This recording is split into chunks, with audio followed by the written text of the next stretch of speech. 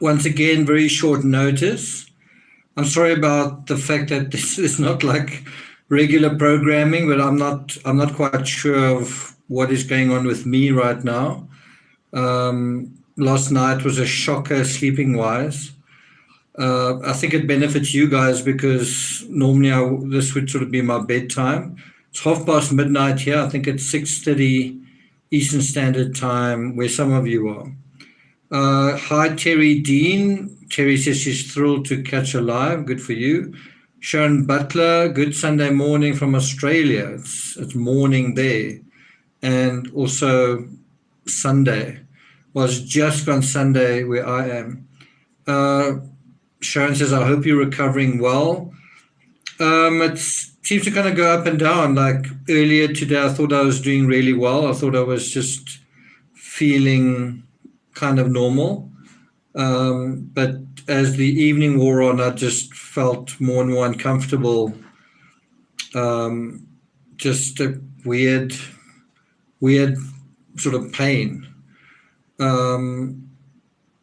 Elizabeth Gregory, good to see you. And Sharon Drury, Gathering Place, hi there, good to see you. Susan Becker, good afternoon, Nick and Chatters. Karen R, Jackie Kerr, Sharon Drury is from Colorado Springs. So I've obviously kind of prepped for this live, and after the previous live, I kind of thought this one was going to be like this sad postscript that we're going to kind of be dealing with so-so witnesses and so on. And this is actually arguably a stronger bunch of witnesses that we're going to go through. I don't know if strong is the word, but it's definitely pretty shocking material that we're going through. If what we did yesterday wasn't shocking enough, some of the statements that are made are pretty crazy. It's pretty incredible that Barry himself apparently said that he wouldn't pass a lie detector if he took one. So I guess you could say, you could argue that he didn't say that, but of course we know he didn't take one. Shannon L says, I love your show. Thanks a lot for that. Katie, hi from Nova Scotia. Hi, Karina. Good to have you here. Liz Graham from Scotland. Leah Simpson says she's from Indiana as well. Do you know the Morphews or the Mormons, Leah? And then there's also Judy Eisler Herod. Hope you feel better soon. Thanks for that. Pauline Buckles. Sounds interesting. Jody says she's from Goshen, close to Elkhart. Karen says it's freezing in Michigan. Tonight is definitely quite brisk where I am, but it's still t-shirt weather. So it's, the warmth is still, I guess, on our side. Jackie Blue says regular listener, so happy to catch you live. Polka Dot Suzanne, hi from Nashville, Tennessee. Misdemeanor, hey everyone, love from Wales. So you're obviously also up quite late at night. Jill LeBlanc says cold in Ohio too. Hannah says it's sunny and warm in Panama City, Florida. Leah says, oh, I'm not familiar with them. I've never heard of their names before. They're uncommon. I live south of Indianapolis. Okay. Indiana is a comparatively small state, isn't it, compared to other states? Polka Dot Suzanne says, I love your channel, Nick. My girlfriend's just sent me a message saying she's watching me as well. Hi, Lizelle. Hi. And now Timmy, I really don't want to pick you up. If you want to get up, you must jump up. Sunshine says, it's freaking cold in Ohio, OMG. Debbie McClellan, good to have you here. Hi from Glasgow, Scotland. Well, we don't have any mods in. That's a little bit concerning. Maybe they'll join us at some point. This was very short notice. Mel Stiller, hi from British Columbia, Canada. It's 11 degrees Celsius here. I think it's at least twice that where I am. Timmy, come. Good dog. Glad I didn't have to pick you up. Jean is here. Great to have you here, Jean. Jean's actually from, I think, Boulder, Colorado. She's from Colorado. So from the neck of the woods that we're dealing with. Juicy and Joyful says, like the chair. Okay, so I'm just going to give you guys a few more minutes for some of you guys to join in. Something I just come across just before I prepped for this live, or got everything ready. I came across such a cleverly written article on the Financial Times. I did put a link to it on Twitter, and it's written by Brendan Greeley. It's titled "A Super Yacht is a Terrible Asset," and I think what tickled my fancy was the guy compares owning a super yacht to owning Van Gogh paintings, and he was saying, Van Gogh painting can't sink. He says you hang a Van Gogh in your home and everyone knows that you're wealthy. But he says the problem with a super yacht is it's always trying to sink. It's constantly trying to sink. And he kind of compares owning a super yacht to balancing a stack of Van Goghs on your head and treading water or something. But, the whole article is really, really interesting, just on how some of the travails of the really, really wealthy.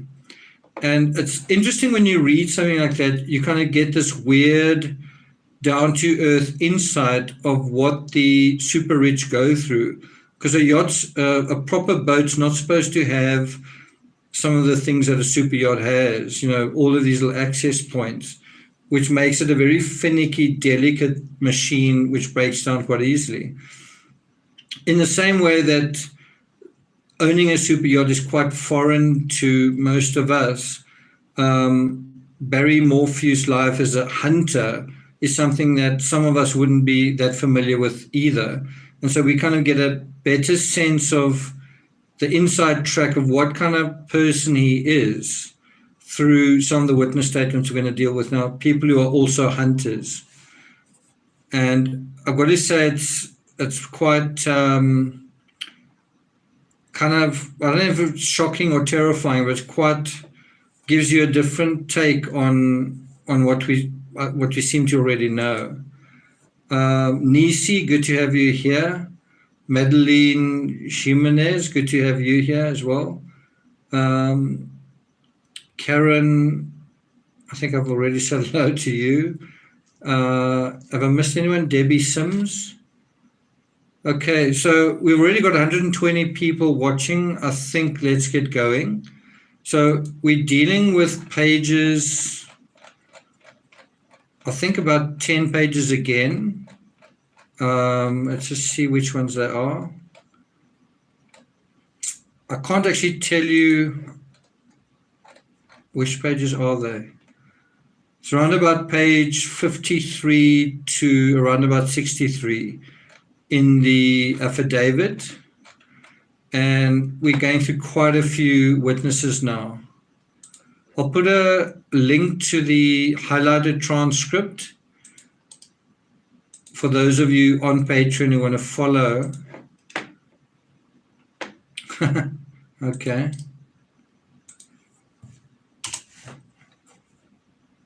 Cross 420, hi from France. What do you think about that? Well, Bria is also from France, so we have a couple of French people watching. Graham Stanifith, good to have you here. Sharon Drury says, my daughter is in Phoenix, Arizona. Okay. Okay, so shall we get going? We're going to start with a very short witness statement that seems kind of neither here nor there. It's from someone called Aaron Blondeau, Blondeau, on May 20th, on May 20, 2020, so 10 days after Suzanne went missing, this guy, Aaron Blondeau, was interviewed. Blondeau is the IT person for the Grace Church in Salida, Colorado. That's obviously the church that Suzanne kind of attended, and of course didn't attend during the pandemic because of the restrictions. So remember, she kind of disappeared that Sunday morning. So on Sunday morning, May 10th, 2020, the church broadcast the service live on YouTube. Blondeau was responsible for getting the broadcast set up on the church end and broadcasting it on YouTube. Blondeau said he could not see who logged into the broadcast. So unless there was sort of a live chat or something, you're not really going to know who was really watching. And so there's not really much that's come out of there. I think what the point was of that particular interview was to see whether there was any possible evidence or lead that someone had not thought of that Suzanne was still around. And so one possibility was that she was kind of viewing a church service, and so is there any sign of that? And Aaron Blondeau could not provide that information. Then we go on to a guy called, I really don't know how to say this guy's name. His surname is KLCO. Is it Kilco? Tim Kilco. Anyone want to help me out with the pronunciation there? KLCO.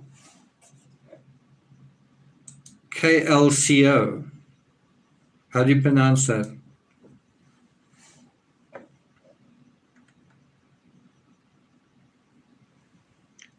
Mel says we don't really know when Suzanne disappeared. We know she was reported missing on May 10th. Mel, when do you think Suzanne died? What's your theory? What day and around about what time?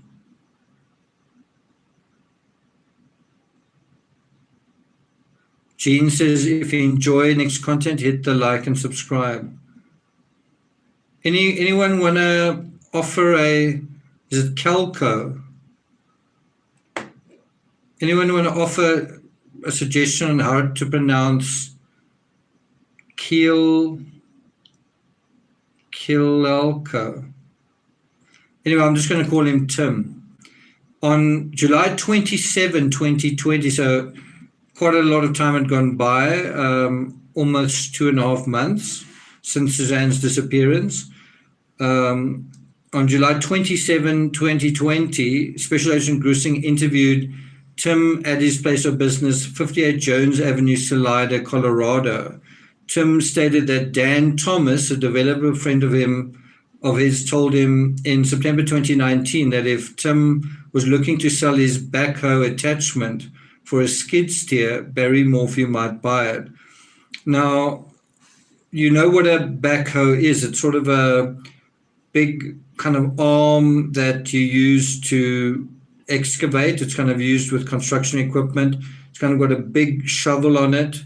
It's sort of in this sort of position, right? And it's sometimes on the back end of a kind of a, what do you call it? A bulldozer. The backhoe is something that sort of came up previously. So in any event, they interviewed this guy to talk about the fact that he had a backhoe for sale. Now, this was back in September 2019. So think about it. Suzanne disappeared in May 2020. So you take it September, October, November, December, January, February, March, April. So it's around about 8 months. So around about 8 months between this idea of this guy wanting to sell his backhoe and Barry actually expressing an interest in it. Let me just read this.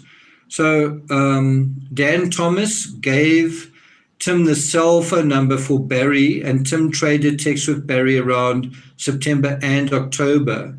And so it seems like They were talking about it. They were negotiating. Nothing ended up happening. Barry told Tim he was interested in buying the backhoe for the asking price of $5,000, but Barry never met with Tim to complete the deal. So Barry said, yes, I'm interested, and then he just sort of let it go. So one wonders, did he not have enough money? Why did he, what happened? And this is where it gets quite interesting. So that deal petered out in September and October 2019. Guess what happens then? Fasten your seatbelts.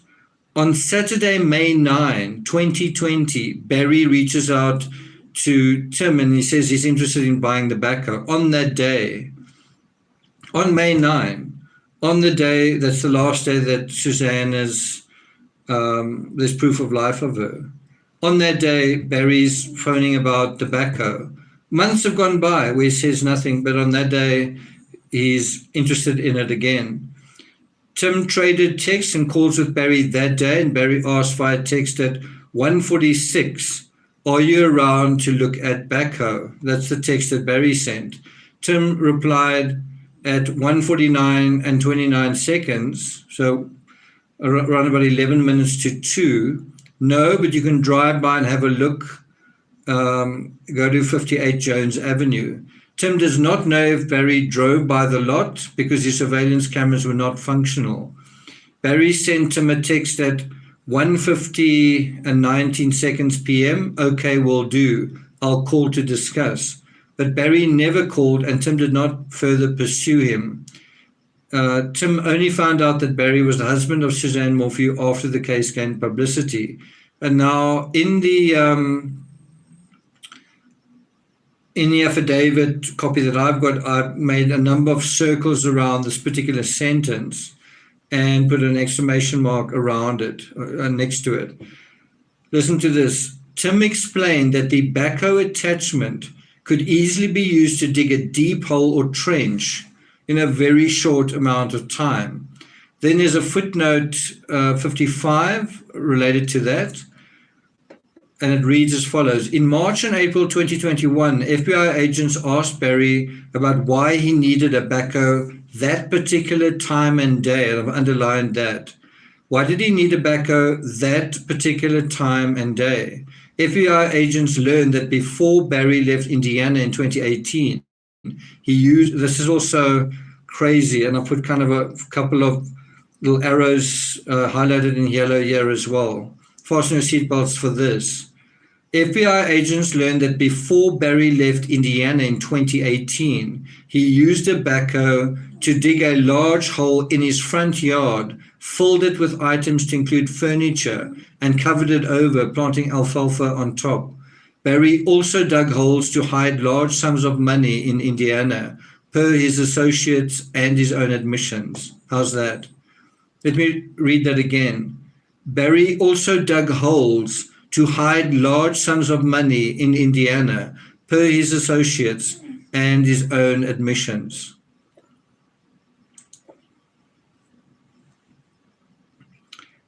Now, what do you think about that? Like digging holes and putting money in holes? I mean, why wouldn't you put money in a bank or under your mattress? So quite a few of you are saying, holy cow, oh crap, oh wow, what the hell? That's exactly the right kind of response. That's why I say this part of the witness statement is kind of a lot crazier than I expected. So that's that. Now we go to another Tim. This is Timothy Agnew, also known as CBD Tim. As cited previously, Barry told the Colorado Bureau of Investigation on June 17th and June 25th that Tim from Westcliff might be responsible for Suzanne's disappearance. So Barry has kind of pointed the authorities, the investigators, in the direction of a particular individual, and they're saying, look at this guy, right? And so what happens when they do? So the investigators follow Barry's tip, follow Barry's lead, and they identified Tim as Timothy Agnew, home address I'm not going to give his home address, but it's in Westcliff. It says, your affiant and Special Agent Grissing contacted Agnew on July 28, 2020, in the presence of his wife, Mccann. So all of this happened on July 28th.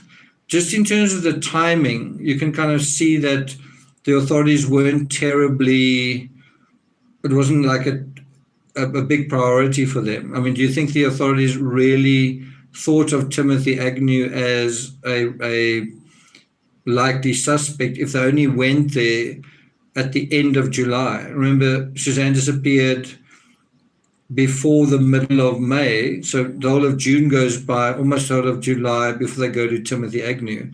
So one wonders, I mean, they're just going there to, I guess, exclude or check the information.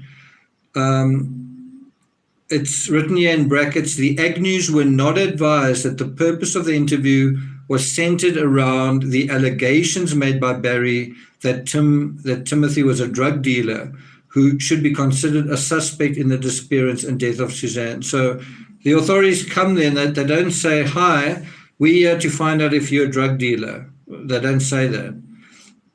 But it is quite interesting that is really the essence of Barry's accusation, is he's saying this guy's a drug dealer, and I guess by implication that his wife was taking drugs, right? And now look at what happens when the police just follow up with that. So Timothy said that he met Suzanne at the farmer's market in Salida in 2018, and Suzanne told him about her battle with cancer. She said that she had lymphoma in her 20s and that the cancer was coming back. She was looking for treatment that was non-traditional to buy some time because she was feeling run down. The Agnews provided 4 purchase orders from Barry and Suzanne from October 2018 through April 2020 for hemp oil. So it's this idea that somebody's a drug dealer. Well, no, they're just supplying some hemp oil. All right. And it's someone they met at a farmer's market kind of thing. So now we're on page 54. It says here that Timothy only spoke to Barry once when Barry called him in the summer of 2019 and said that Suzanne's lymphoma was back and she needed more oil. So Barry was involved in, how can I put it, in assisting his wife in getting the treatment that she wanted. Suzanne interacted with Timothy about 5 or 6 times and never gave any indication that she was having to be secretive about taking the oil around Barry, or that Barry disapproved of her taking the oil. So if you, the authorities, if you, law enforcement, are you going to think, wow, this guy's a big drug dealer and wow, Suzanne was blah, blah, blah, blah, blah. Are you going to think that, in other words, there's a little bit of truth in the fact that Timothy was selling, I guess, let's say, a kind of a substance. But is it anywhere near what you are imagining when you're thinking about the word drug dealer? I mean, this was really a cancer treatment. One could say it's a homeopathic cancer treatment. Does that make sense? Let's read some of what you guys say.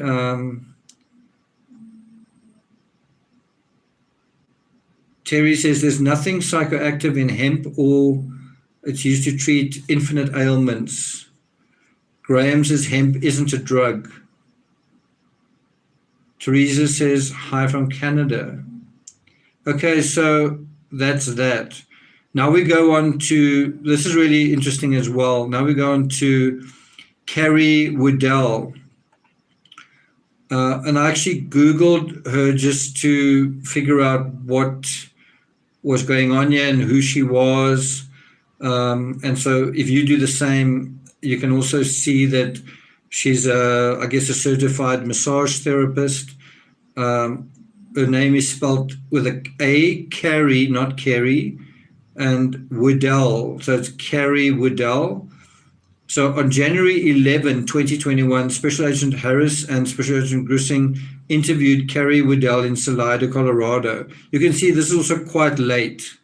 This is already, Suzanne disappeared in May 2020. They're only interviewing Carrie in January of the following year. But it's really interesting what they say here. Waddell met Suzanne at the Exaflex gym in Salida in the fall of 2018 as they worked out during the same time in the afternoons. Suzanne's workouts are very similar to Waddell's, and Waddell asked her if she was preparing for a competition. Waddell began giving massages to Suzanne in March 2019 and continued through September 2019. So what's that, 6 months? March, April, May, June, July, August, September. During the treatment, Suzanne told Waddell that throughout her marriage, including Indiana, she raised her girls by herself. So it's quite an interesting thing to say.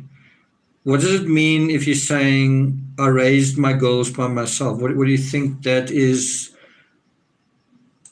suggesting? I mean, Suzanne's married to someone, but she says, I raised my girls by myself. What do you think that means?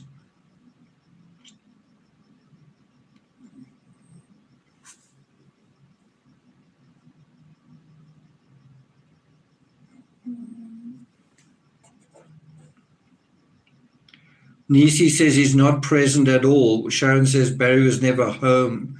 Graham says Barry works all the time. Maui Swift says Barry wasn't around much. Karina, Papa is not present. Yeah, so that's also the impression I get. It's just kind of that she's kind of the hands-on mom and that she's kind of doing most of the parenting or, something like that. And so she and Barry moved to Colorado to slow down. That's the reason given to Carrie. We moved to Colorado to slow down, but Barry started working for DSI and was trying to start his own business. So it's kind of like this idea that Suzanne is moving to Colorado with this idea we're going to slow down, except when they get there, Barry doesn't seem to slow down. Barry then starts up these other businesses. Waddell estimated that Suzanne said Barry traveled to Denver once every week or two in 2019. So he's kind of traveling around as well. He's not just working from home. He's sort of absent from home every now and then. Waddell told agents that she felt guilty for not accepting Suzanne's invitation in November 2019 to spend more time together. So think about this. As late as November 2019, around about 5 months before she disappeared, Suzanne actually reached out to someone and basically said, can we start going out? Can we be friends? Can we spend some time together? So Suzanne approached Waddell in the gym. She said, can we start going out? She told Waddell that she needed to start doing things with a friend. And if you think about that, it's so true. That is exactly what Suzanne did need. Suzanne did have a friend in Sheila, but Sheila was quite far away. To some extent, Suzanne was quite isolated, which actually put her in danger. And so Suzanne was absolutely right in this feeling of I need some friends around me. I need to make friends. And so it's quite tragic, quite sad that she reaches out to Carrie, who she's got a little bit in common with. They exercise together. They've obviously gotten to know one another through, when she gets a massage, and she was getting massages, I think, for about 6 months. And so she tells Carrie she needed to start doing things with a friend. Waddell believes that Suzanne was going to speak with her about Barry's failed attempt a few days earlier to ask Waddell to start giving him massages. So it's quite crazy what's happening here. Is it's not just that Suzanne wants to be friends with Carrie, but Carrie's kind of weary and aware that Barry kind of wants massages with her. And you're going to see it kind of gets a bit creepier after this. So you can kind of see how Carrie feels she's in a bit of an awkward situation. And she may also feel like, if Barry wasn't part of the whole setup, she probably wouldn't have felt any uneasiness about what Suzanne was asking her. In any event, she says the following. Waddell has been doing massages for men and women for about 17 years. She's worked on numerous, wealthy,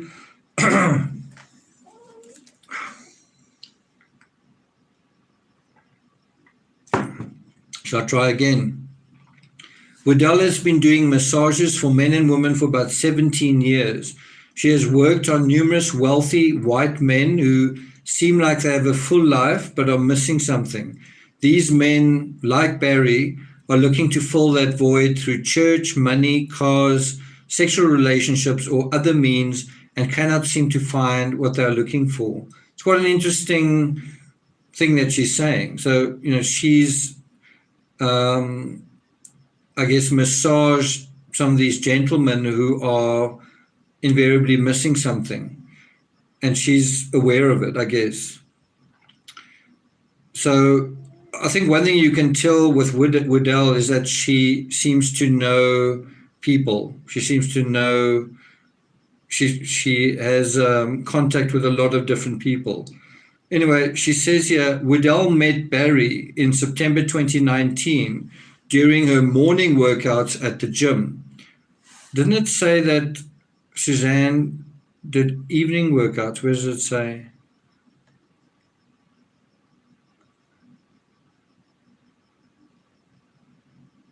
Afternoons. So Waddell and Suzanne would work out kind of together at the same time in the afternoons, right?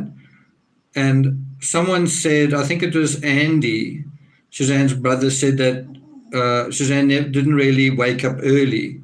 So anyway, this is a situation where Suzanne goes to gym in the afternoon where she encounters Carrie Waddell, whereas Barry goes, I guess, to the same gym and encounters her in the morning. It's quite strange if you think about it that the husband and wife don't go to the gym at the same time.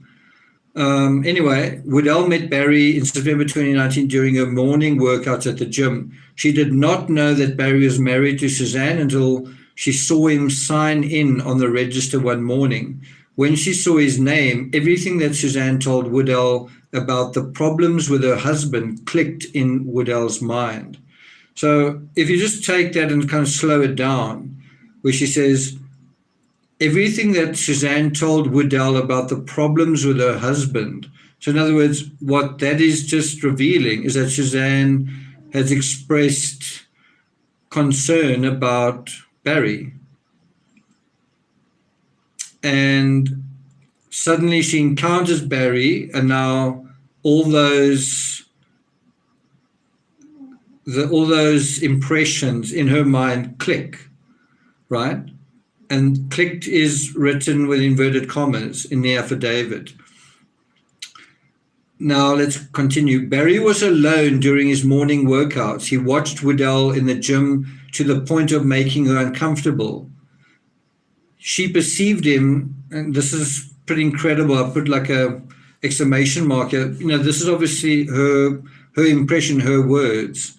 She perceived him as a predator with a huge ego. Now, ask yourself whether, remember someone described Barry as domineering, right? Ask yourself whether this impression is on track or if it's completely unreasonable and, her impression of him is completely wrong. She perceived Barry as a predator with a huge ego. Barry's truck caught her attention because of its size, noise, and firefighter plates. That's also something I mentioned quite early on. I thought, wow, because I was on the market for a pickup, and I fairly recently rode, I think, an F250. And then I looked at Barry's truck and I was like, wow, this is, next level kind of thing. And so the truck is obviously saying something. It's saying, I'm a big deal, right? And so Carrie gets the same impression. She says Barry's truck caught her attention because of its size, it's noisy, and it's got firefighter plates. And then this part's also very incisive, I think. Carrie says, quoting from the affidavit, Barry was not always working as hard as Suzanne stated because he was in the gym about 4 times a week. So when Suzanne assumed Barry was working and Barry was tired, Carrie was observing Barry in the gym, kind of, I don't want to say salivating, but basically looking at her and kind of making her uncomfortable, noticing her or staring at her, right?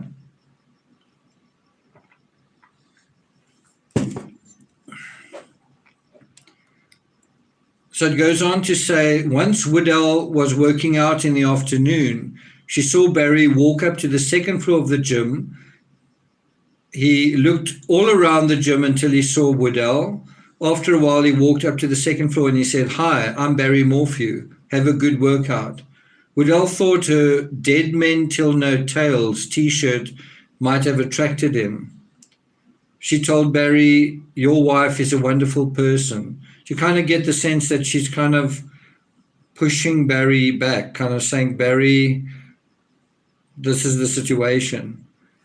Anyway, while Woodell and a friend, Connie, who's an active member of Grace Church, were eating in the corner patio area of the Boathouse restaurant in November 2019, Barry and someone, Morphew, I guess it might be one of his daughters, sat down a few tables over. Barry glanced over at Woodell multiple times, making her uncomfortable. Barry approached her, stretched his back, and said words to the effect of, "I'm so happy to see you out tonight. My back is hurting. I'd like to schedule an appointment." Woodell did not want to give Barry a phone number or give him a massage. So she told him that she did not have her phone with her and he should schedule through his wife. Woodell told agents that she wondered how many other women Barry pursued who did not steer him to talk with his wife. So, it's really interesting. You kind of get a sense that Carrie has a certain amount of intuition here. I don't think it's only intuition. I think some of it's informed by Suzanne herself, but you kind of get a sense that of intuition of something that is happening, right?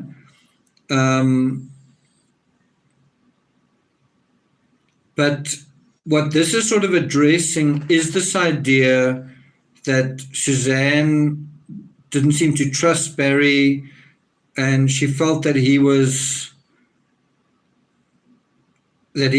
participating in infidelities, plural, right? And of course, Barry denied it. But here you have a person who's saying, this guy came up to me. He came up to me when I was this at dinner? I'm just trying to see. It doesn't say whether it's dinner or anything, but anyway, they were having a meal, and then Barry approached her. Barry approached her in the gym. Barry wants a massage with her as well, and Barry spent quite a lot of time looking at her. So it's quite interesting that she actually rejects Barry. And so the question is, how does he feel about that? How does Barry feel about the fact that a kind of massage therapist kind of says no, but also kind of says, ask your wife in a way, right? Now we go to page 55. And this is the bottom line of the last 3 lines of the Woodell interview. Woodell felt Suzanne's request to talk a few days later occurred because Barry has a huge ego, felt rejected by Woodell, and he likely bashed her to Suzanne, meaning he bashed the massage therapist to Suzanne. From the first time Woodell met Barry, she said it felt like he was putting his tentacles out. Those are her words and in quotes. From the first time Woodell met Barry, she said it felt like he was putting his tentacles out.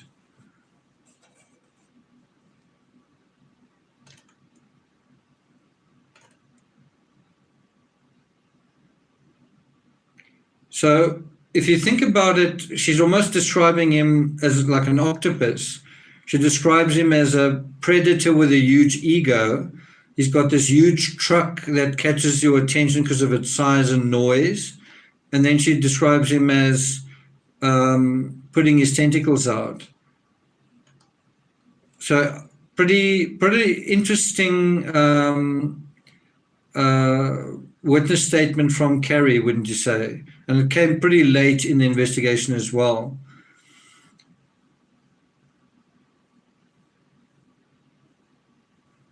P. Willie talks about scripture referring to some men as wolves in sheep's clothing.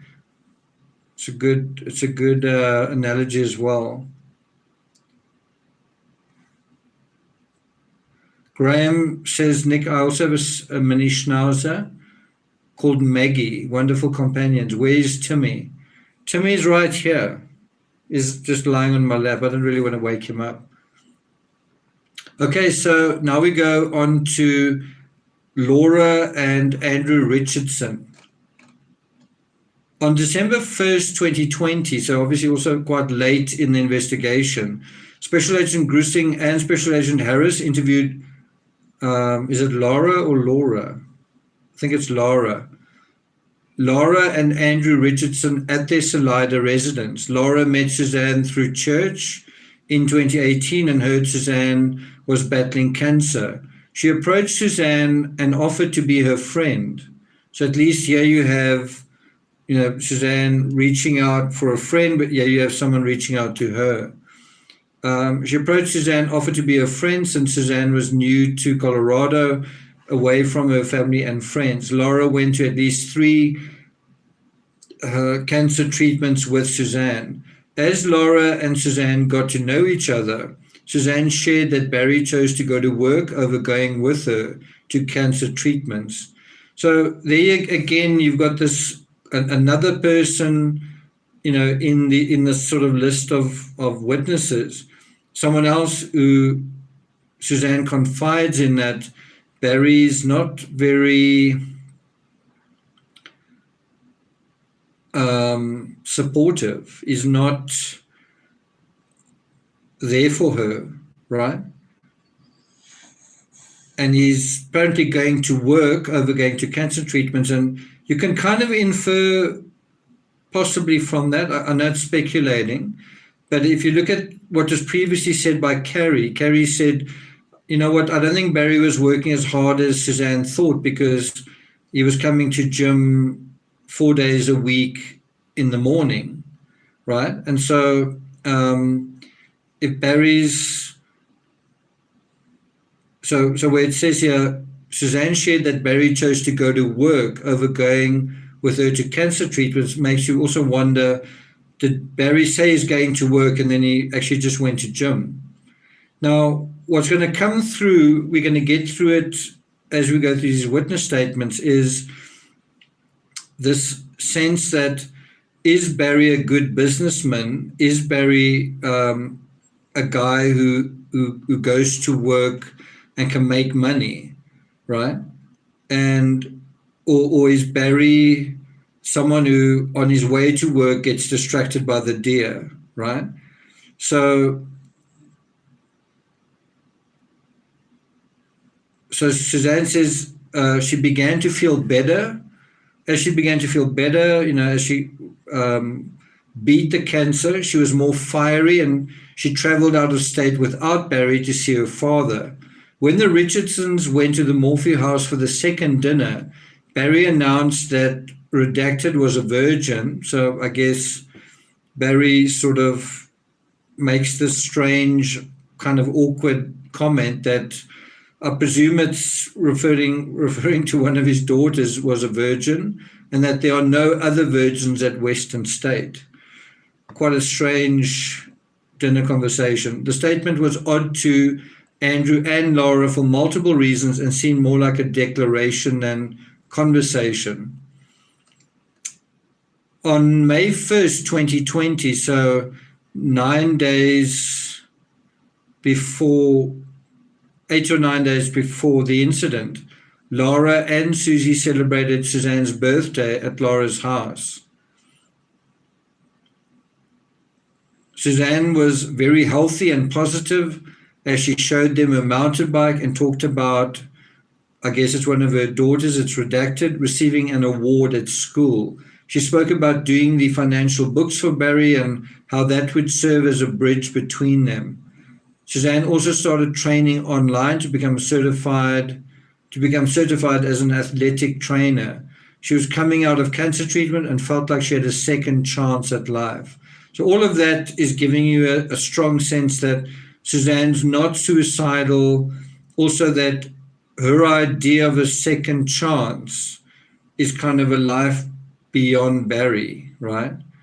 Also a life kind of besides the life that she's had with Barry. Andrew said that he and Laura responded to the scene where Suzanne's bike was recovered on May 10th after Redacted called Laura at about 9 p.m. So I guess whoever called could have been Suzanne's daughter. Andrew and Laura stood with Barry on the road for 4 hours. So this is really, really interesting. So here you get a kind of a witness statement from friends of Suzanne in particular, of Barry's demeanor from their perspective on the scene. So this is what they say. Andrew and Laura stood with Barry on the road for 4 hours while law enforcement, along with search and rescue, searched for Suzanne. Andrew told agents that Barry was silent for most of their time on the road, regardless of the suggestions Andrew made. So Andrew's standing over there, and Andrew's kind of coming up with thoughts, ideas. He's trying to figure out what's going on, right? And that's kind of what anyone would be doing in that situation is, what do you think happened here? Based on what we're seeing, what is likely. And so Andrew's doing that, but Barry's not. Barry's mostly silent. Andrew told Barry they should explore the tracks around the bike or go down to the area where Suzanne's bike was recovered to see if they could see anything. Those are just completely normal, logical, reasonable things to say. Is let's go down to the bike and kind of look around there for clues. Maybe we can see footprints. Maybe we can find something, right? Andrew wanted to search, look around, and ask questions to figure out what happened to Suzanne, but Barry was not interested. That alone, just that, raises a massive red flag. I mean, it's if you didn't know anything about this case, nothing, and you just knew that would be like, sorry, this doesn't make any sense. Let me just read that again. Andrew told agents that Barry was silent for most of their time on the road, regardless of the suggestions Andrew made. Andrew told Barry they should explore the tracks around the bike or go down to the area where Suzanne's bike was recovered to see if they could see anything. Andrew wanted to search. He wanted to look around and ask questions to figure out what happened to Suzanne. But Barry was not interested. Why is Barry not interested? Why is Barry not interested? Barry looked at Andrew and said, "You're a really good man." That's kind of all he said, right?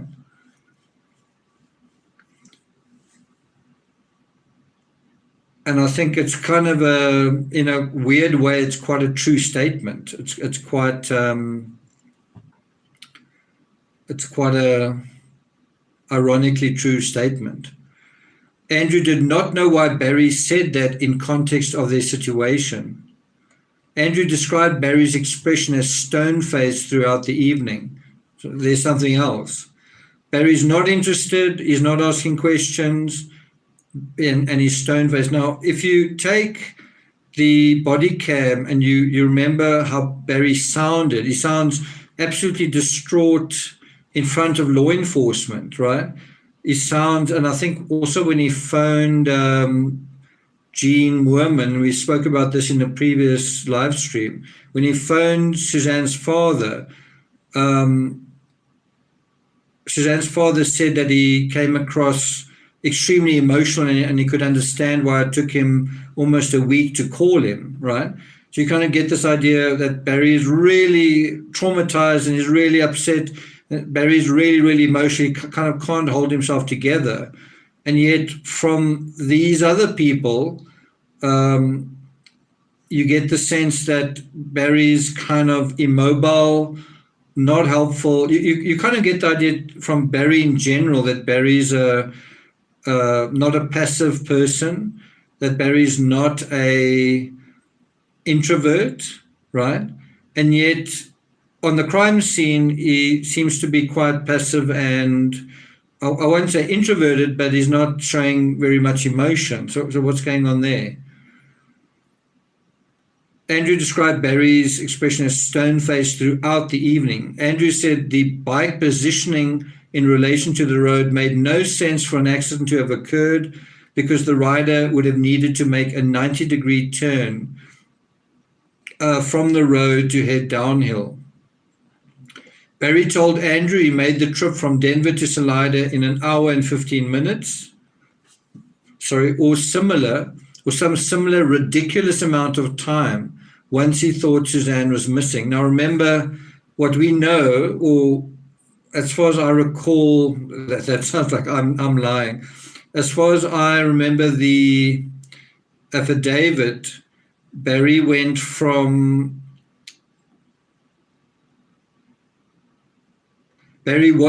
even at the work site when he found out where Suzanne was, he was actually at the hotel, and then he only left the hotel after quite a long period of time. So Barry's kind of making it sound like he rushed from Denver to get to Salida.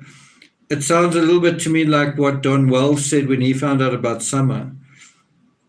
In any event, he said that it took him 75 minutes and it just says here in the affidavit, a ridiculous amount of time to get there once he thought Suzanne was missing. Now, if you take it on merit and you say that Barry was out of his mind, he's panicking, he was really worried, and he drove as fast as he could. Well, then he rushed to the scene, and as soon as he got there, what did he do? A whole lot of nothing. He doesn't ask anything, he doesn't say anything, he doesn't do anything, he doesn't appear like much is going on. He's stone-faced. This is according to Laura and Andrew Richardson, at least. This is according to the affidavit. I'm just saying, if it's true that he rushed there, he rushes there in order to do what? Stand around and not really have any ideas. Stand around and not really ask any questions. Stand around and not seem to do anything.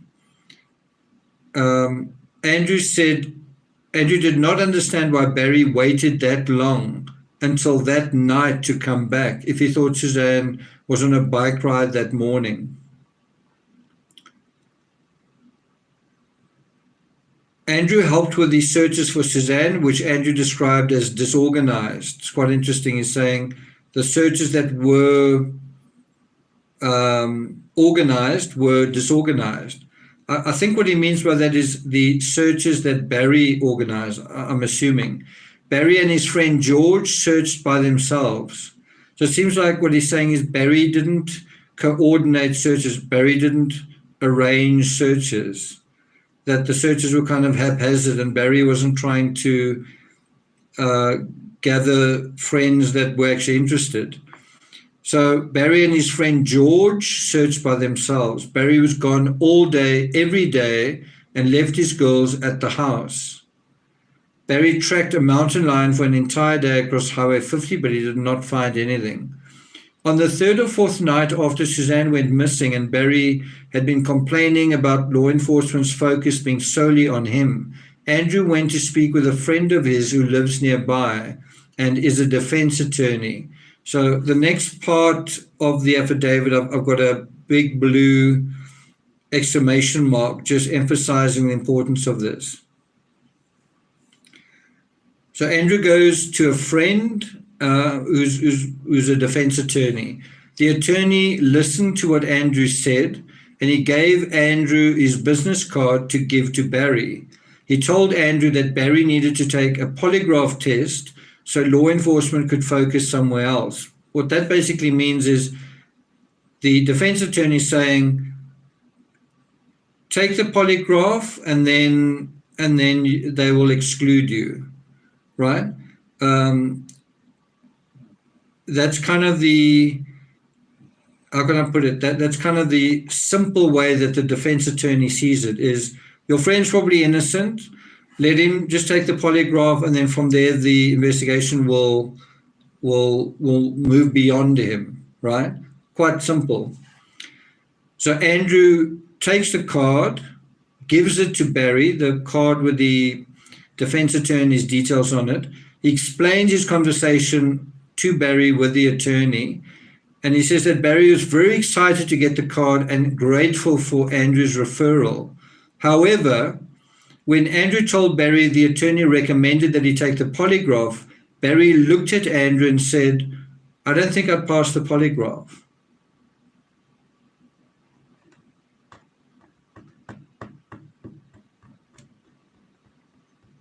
Andrew waited, you can imagine, Andrew waited in uncomfortable silence for a few moments to allow Barry to qualify his statement. Barry says, I don't think I'd pass the polygraph. Okay. But then I don't think Barry did qualify his statement. Andrew told agents he got chills from Barry's response and thought Barry's reaction was very strange. When Barry said nothing else, Andrew awkwardly told him he had to go, and he left. Can you imagine that? Can you imagine having a conversation with someone and saying, yeah, all you've got to do is just take a polygraph and you'll be okay. And the person says, I don't think I'm going to pass the polygraph. And then nothing after that. And then you sort of just walk away. Maybe look over your shoulder as you're walking. Andrew waited until the present day to tell law enforcement about the encounter with Barry because he did not know if it meant anything to the investigation. Barry has since told Andrew that he spoke with the attorney a few times and the attorney has been helpful. On December 8th, 2020, Laura said that Barry called her on December 4th, 2020. Hey, Faticus, thanks a lot for that. Barry called her on December 4th, 2020 at 10:30 a.m. and they spoke for 10 minutes. Barry said his girls were angry with Sheila, having a hard time with her and do not want to talk to her. Barry told Laura he does not know why Sheila is doing this. He said words to the effect of, Suzanne's not dead, she's coming back. Barry thus did not know why Sheila felt she needed to remember Suzanne or grieve. Laura was shocked by these words, but did not ask Barry why he thought Suzanne is alive. Okay, now we go on to Matt Craig. Let me look at some of your comments. Stephanie's here. Good that you've joined us. Jewels of Thought.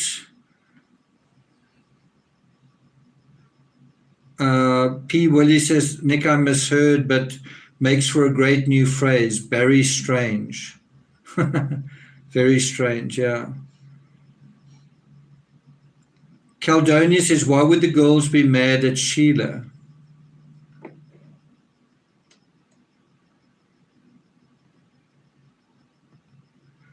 Heidi says, I'm used to flat, boring Indiana roads. Driving through Salida is freaky different, next level. Okay, so now we go to Matt Craig. I've also got a big box framed in sort of yellow in the middle of his statement. John Matthew or Matt Craig of Noblesville, Indiana, was interviewed by Special Agent Grissing and Special Agent Harris. Well, these agents have definitely been busy, and definitely they're the Coda and Lee of this case. Matt explained that Barry sold BLM Landscaping Services LLC, Limited Liability Company, and Sunset Tree Farms to Matt, his brother Dan Craig, and Hank King. Matt's father signed as a guarantor for the purchase of the business, which occurred on January 12, 2018, when they paid Barry $189,000. Now, fasten your seatbelts for this particular section, right? One of the things we want to know is how Barry deals with money, but also how Barry deals with people, and also how Barry deals with people and money, right?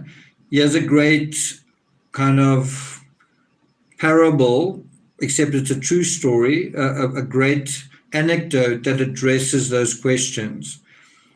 Have you guys fastened your seatbelts?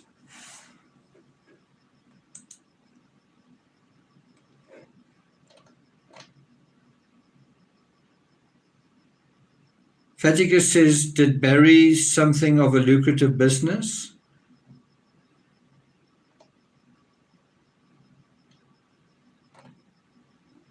Okay, so here we go. Barry told Matt that he was making $200,000 to $300,000 per year, and the client list on his phone alone was worth the investment. This is quite technical stuff, so you really got to concentrate here, because we're going to come back to some of these numbers, right? So Barry tells Matt Craig that he's making $200,000 to $300,000 per year. This is when he's still in Indiana. And he says the client list on his phone alone is worth the investment. Now, this is his pitch to sell the business to these guys. So they pay an initial $189,000, and then Matt and Matt's partners agreed to pay Barry $50,000 per year over the next 4 years, due on August 1st. Due on August 1st of each year. So they paid $50,000 to Barry in August 2019. And $50,000 in August of 2020. So that's for a total of, I think they ultimately paid him $389,000, right? So they started off with $189,000 and then $50,000 per year, due on the 1st of August of each year. Now get this. Matt told agents that Barry's business was possibly worth only $20,000, not $200,000 and not $300,000. It was possibly worth $20,000, and they paid him $389,000. Barry used his relationships through the church and his supposed good reputation to fool Matt and his family into buying a worthless business. To me, what do you want to do? Okay. Those aren't my words. These are the words from the affidavit. I'm going to read them again. Barry used his relationships through the church and his supposed good reputation to fool Matt and his family into buying a worthless business. Now, I want you to think about those words, use his relationships through the church, and think about how often Barry talked about God and God's will and so on when he spoke to the agents. Did he do it regularly? Did he do it infrequently? How often did he do that? Then it says here, Matt's father refused to allow Matt and the others to hire an attorney and sue Barry because he did not believe in lawsuits. So these guys actually wanted to sue Barry, but their father didn't want to do that, probably would have also cost some money. His father felt it was his fault, meaning it was Matt's fault, for agreeing to be the guarantor. His father felt that it was his fault for agreeing to be the guarantor, and he planned to pay off the debt. Barry sold his BLM business once before to Seth Pickett and Kyle Cambry, though he called the business BLM Landscaping LLC and left out services from the business name. Matt found out after he bought the business from Barry that Pickett and Cambry also figured out BLM was worthless, and they refused to pay him the rest of the money they supposedly owed Barry in 2015 or 16. Matt said he would have stopped paying also, except his father was the guarantor. So, yeah, you kind of have a sizable, I don't know what you want to call it. You can, I suppose you could call it, on the one hand, you could say that Matt was silly, or Matt's business sense was poor, or something like that. On the other hand, I suppose if you're the prosecutor, in this case, you might call it a swindle or a fraud. But ultimately, somebody buys a business that they think is worth almost $400,000, and it turns out to be worth $20,000, right? And so you kind of get the idea that Barry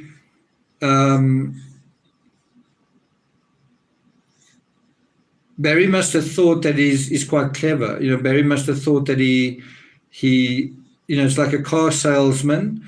You made a good sale, right? You made a healthy, I don't know if healthy is the word. You made a nice profit on your little gig here, right? And so isn't that going to give you a strong sense of your ability, your perception of your ability to influence other people? Because one of the things that's kind of been bothering me throughout is, why does Barry keep making statements? Barry makes a statement, makes another one, and I was trying to figure out, where does it come from, this confidence? And I think a possible answer to that is something like this. And so this is one instance. Now we're going to go to another instance, and this is Ted Turner.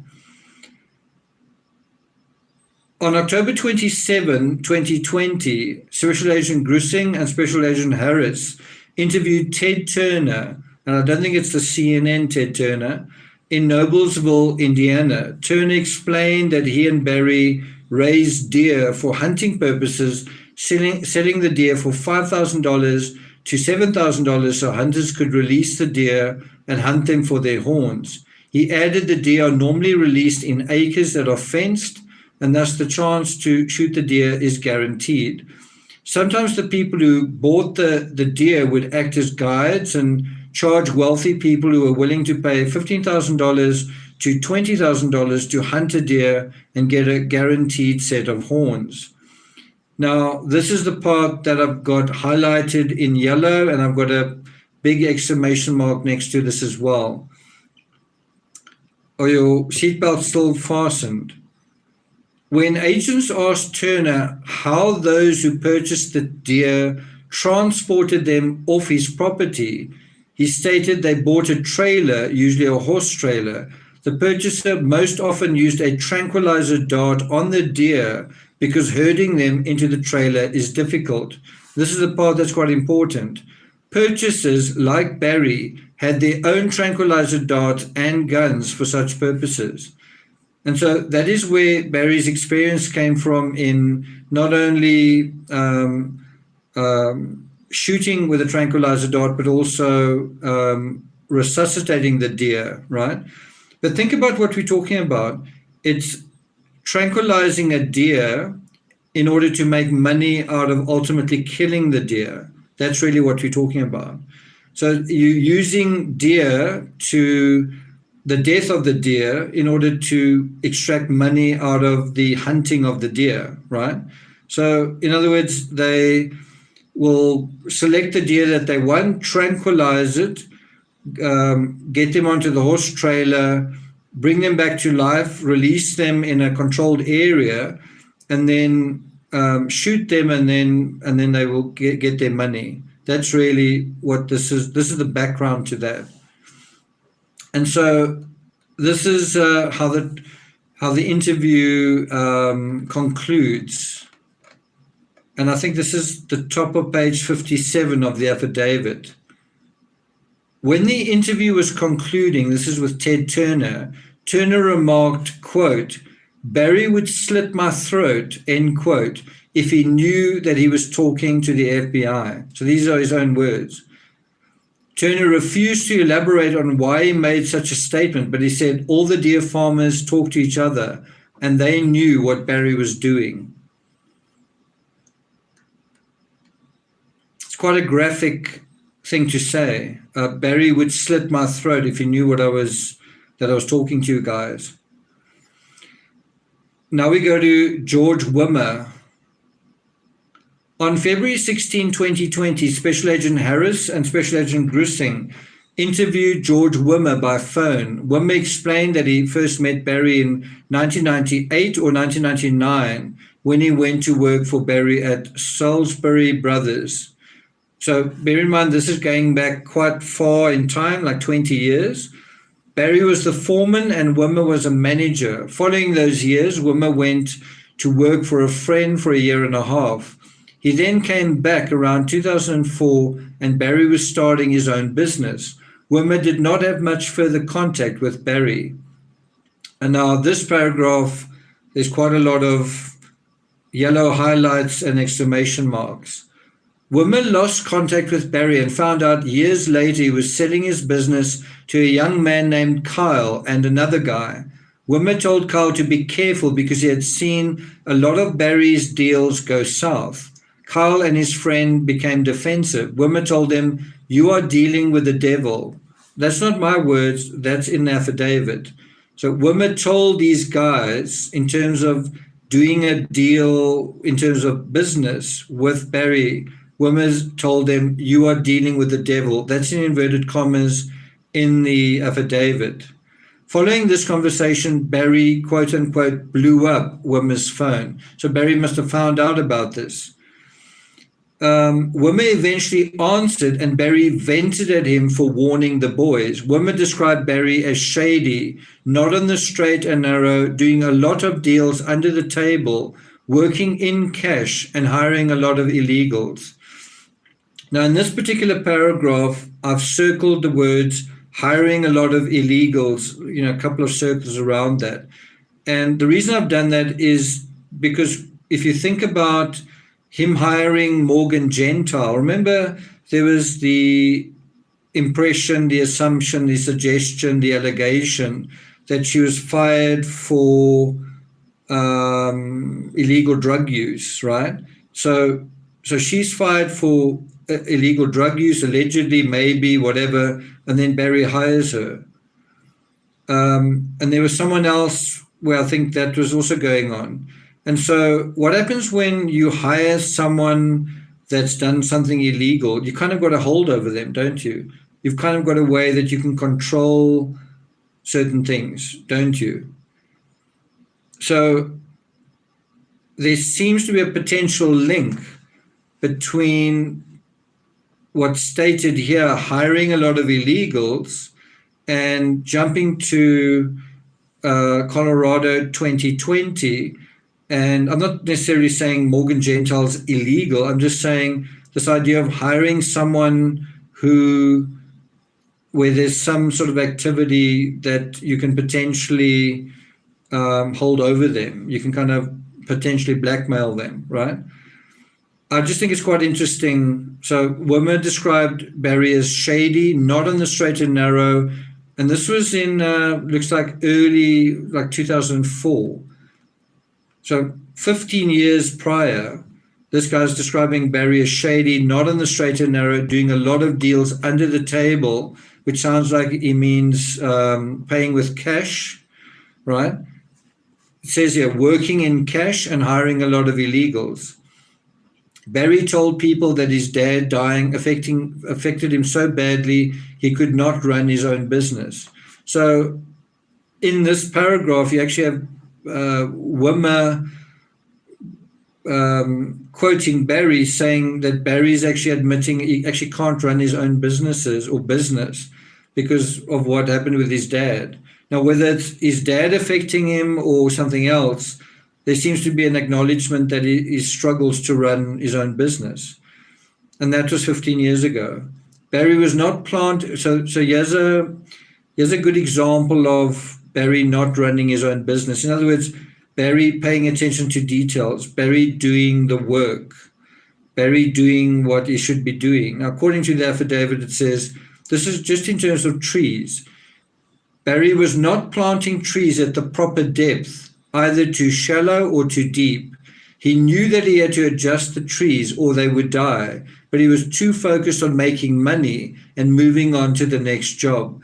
Barry planted rows of trees incorrectly and hurriedly, and they died. Now think about that as an analogy in general, where you're supposed to do something in order to make money sustainably. You're supposed to do something in order to live sustainably, but you don't do that, and then you move on to the next job and you do that again, and then you don't make money and you move on to the next job. Now think about that almost in terms of a marriage, where you are too focused on making money and your approach is either too shallow or too deep, but then you move on to the next job, right? Think about how that psychology may or may not be applicable to the fabric of this case. Let me read that again. Barry was not planting trees at the proper depth, either too shallow or too deep. He knew that he had to adjust the trees or they would die, but he was too focused on making money and moving on to the next job. Barry planted rows of trees incorrectly and hurriedly, and they died. Think about the fact that Suzanne had cancer, and Barry is the sort of inattentive husband who's apparently working all day and going on to the next job. And then what happens to his wife? She dies. So think about that cancer and the sort of shallow approach. Remember, I said quite a few times, do you think that Barry's a deep fellow, or do you think he's quite a superficial fellow? Another word for superficial is shallow. So I'm going to read this again. Think about it in terms of Suzanne, and think about it in terms of her cancer, and Barry being there for her cancer or not there for her cancer. And then also what Suzanne said about she raised her girls, right? He could not run his own business. Barry was not planting trees at the proper depth, either too shallow or too deep. He knew that he had to adjust the trees or they would die, but he was too focused on making money and moving on to the next job. Barry planted rows of trees incorrectly and hurriedly, and they died. When Wimmer learned Suzanne was missing, he Googled Barry and read about all that was going on with her disappearance. Wimmer was intrigued by it, and he saw the Tyson Draper video. After Wimmer watched it, he concluded, Barry is, this is quoting from the affidavit, guilty for sure, end quote. Wimmer said that Barry thinks he's a really good liar, and he's not. Barry is the kind of person that will just stand there and tell you something you know damn well is not true. This is all from the affidavit. Those words, tell you something you know damn well is not true, that's in inverted commas. Wimmer would often just listen and not contradict because he just did not want the conflict with Barry. One wonders, don't you have the same thing with Suzanne? Suzanne would hear something, suspect it wasn't true, know it wasn't true, have an impression that it wasn't true, but then just not want to have a argument with Barry because the prospect of that could be quite scary. And as a result, Barry became, how can I put it? Suzanne became perhaps quite helpless or under control of Barry. And so eventually it took quite a while for Suzanne to decide, I don't want to be controlled. I don't want to be dominated. I want to be free. I want my own life. And then how does Barry respond to that? And then this ends off the final two lines in the Wimmer. Timmy, what are you doing? The final two lines in the Wimmer statement, George Wimmer. Wimmer sent Barry a series of texts on September 23rd, 2020, accusing Barry of killing Suzanne and telling Barry he would rot in hell. So I must say, when I read that, it kind of gives you a bit of a sense that Wimmer might have a bit of a bone to pick with Barry. He may actually be biased. You might want to treat what he says with a little bit of a little bit of caution. Someone may have done Barry in, and so this person might want to get Barry back, and so they're trying to think of anything to sort of aggravate what they know about him.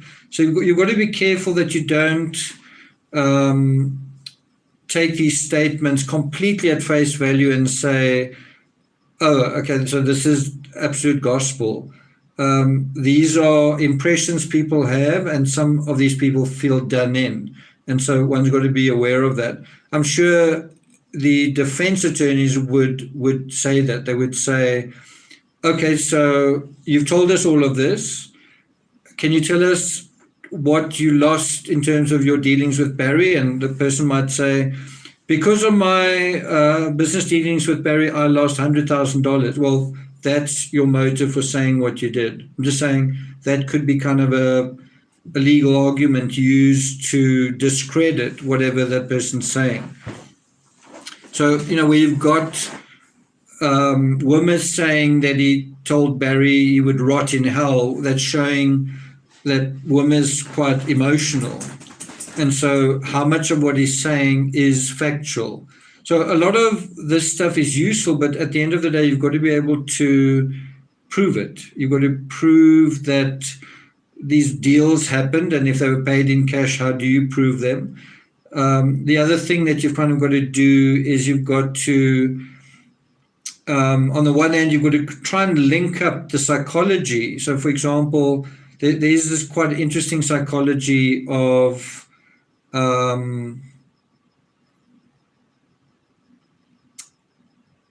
that appears to be quite superficial, but can you demonstrate that? Can you prove that that psychology is in place?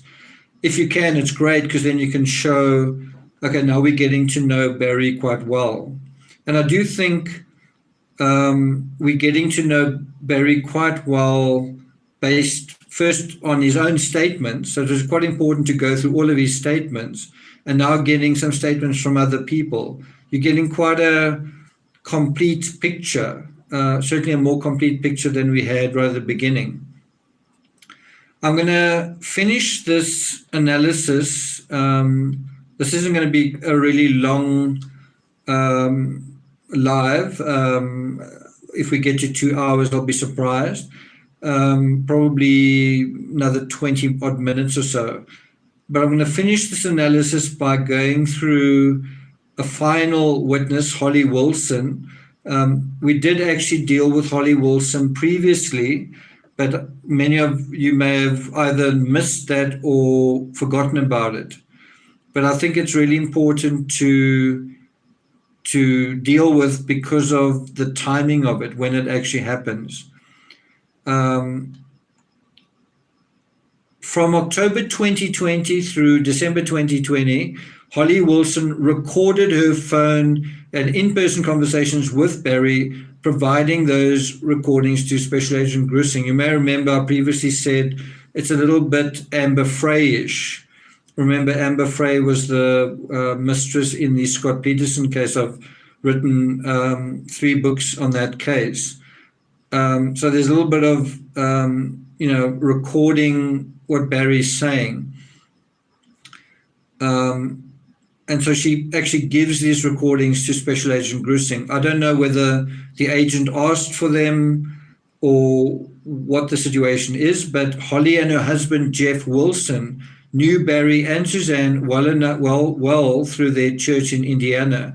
During these recordings, Barry told Holly words to the effect of, "You are Suzanne to me." So these are recordings of Barry saying, so you can actually hear Barry saying certain, what do they call them? Terms of endearment, recorded, where apparently he said, "You are Suzanne to me." And this is within months of her disappearance. Apparently he held her hand while in the car, gave her a kiss goodnight, told her Suzanne would approve of what he was doing or whatever would happen in their relationship, and twice touched Holly's breasts, pretending like the touches were accidents when her husband's head was turned away or not looking.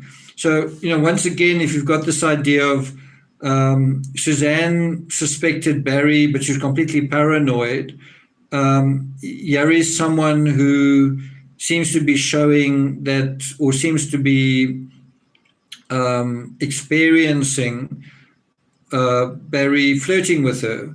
And then we've also got Carrie and the other woman as well.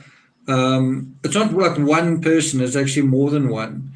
And there's still another one we need to deal with, but we'll deal with it right at the end, just as the affidavit does.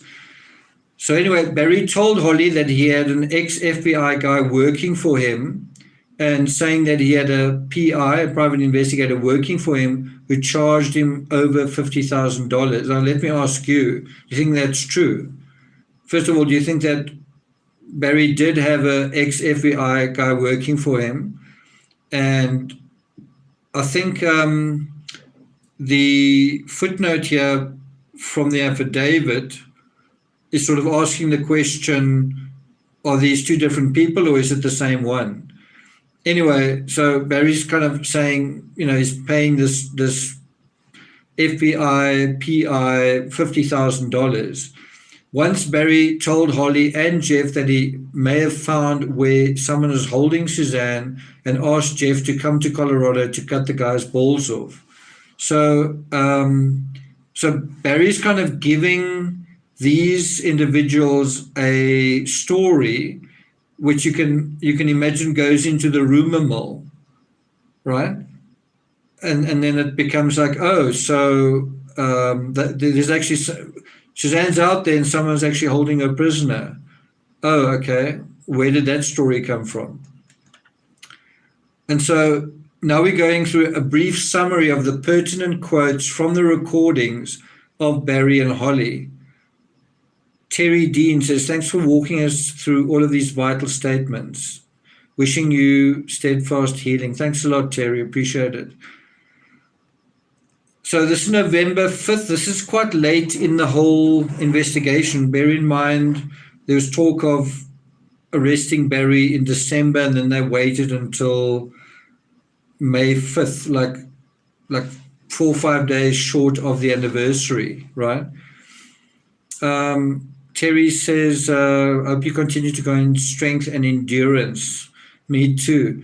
Today I actually washed the dishes and I was like, this is actually good for me. It's good for me to, because I really hate washing dishes. It was like, it's good for me to endure this simple task, but how can I put it?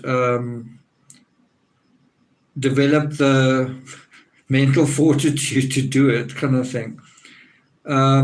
Anyway, so here we go. November 5th. When Barry was asked if he had thoughts of what happened to Suzanne, he responded that he had two ideas. Barry said, one, somebody took her right there where her bike was, and they just threw her in the car and she got in willingly, whatever, and ran off.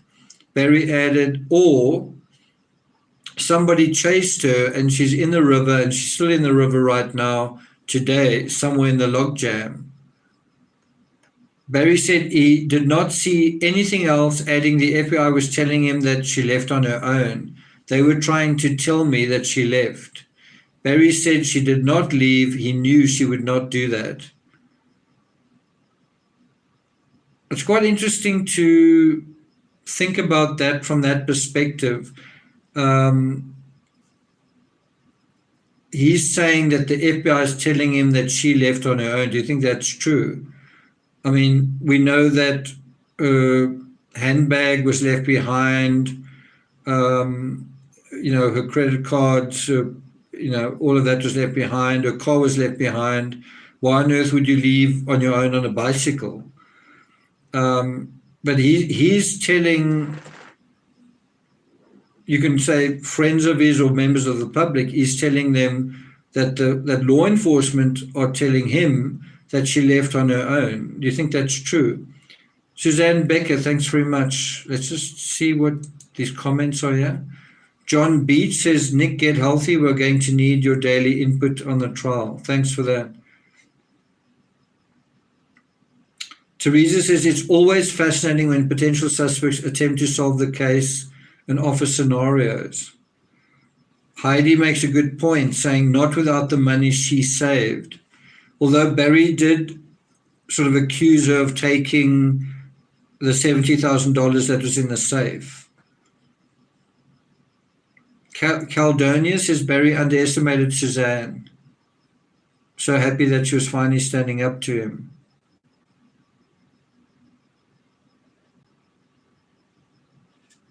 Thanks a lot, Susan Becker. Thanks very much. Okay, so Barry, Holly asked Barry if his guy, so his investigator, was able to go through the list of people whom Suzanne was Facebook friend requesting.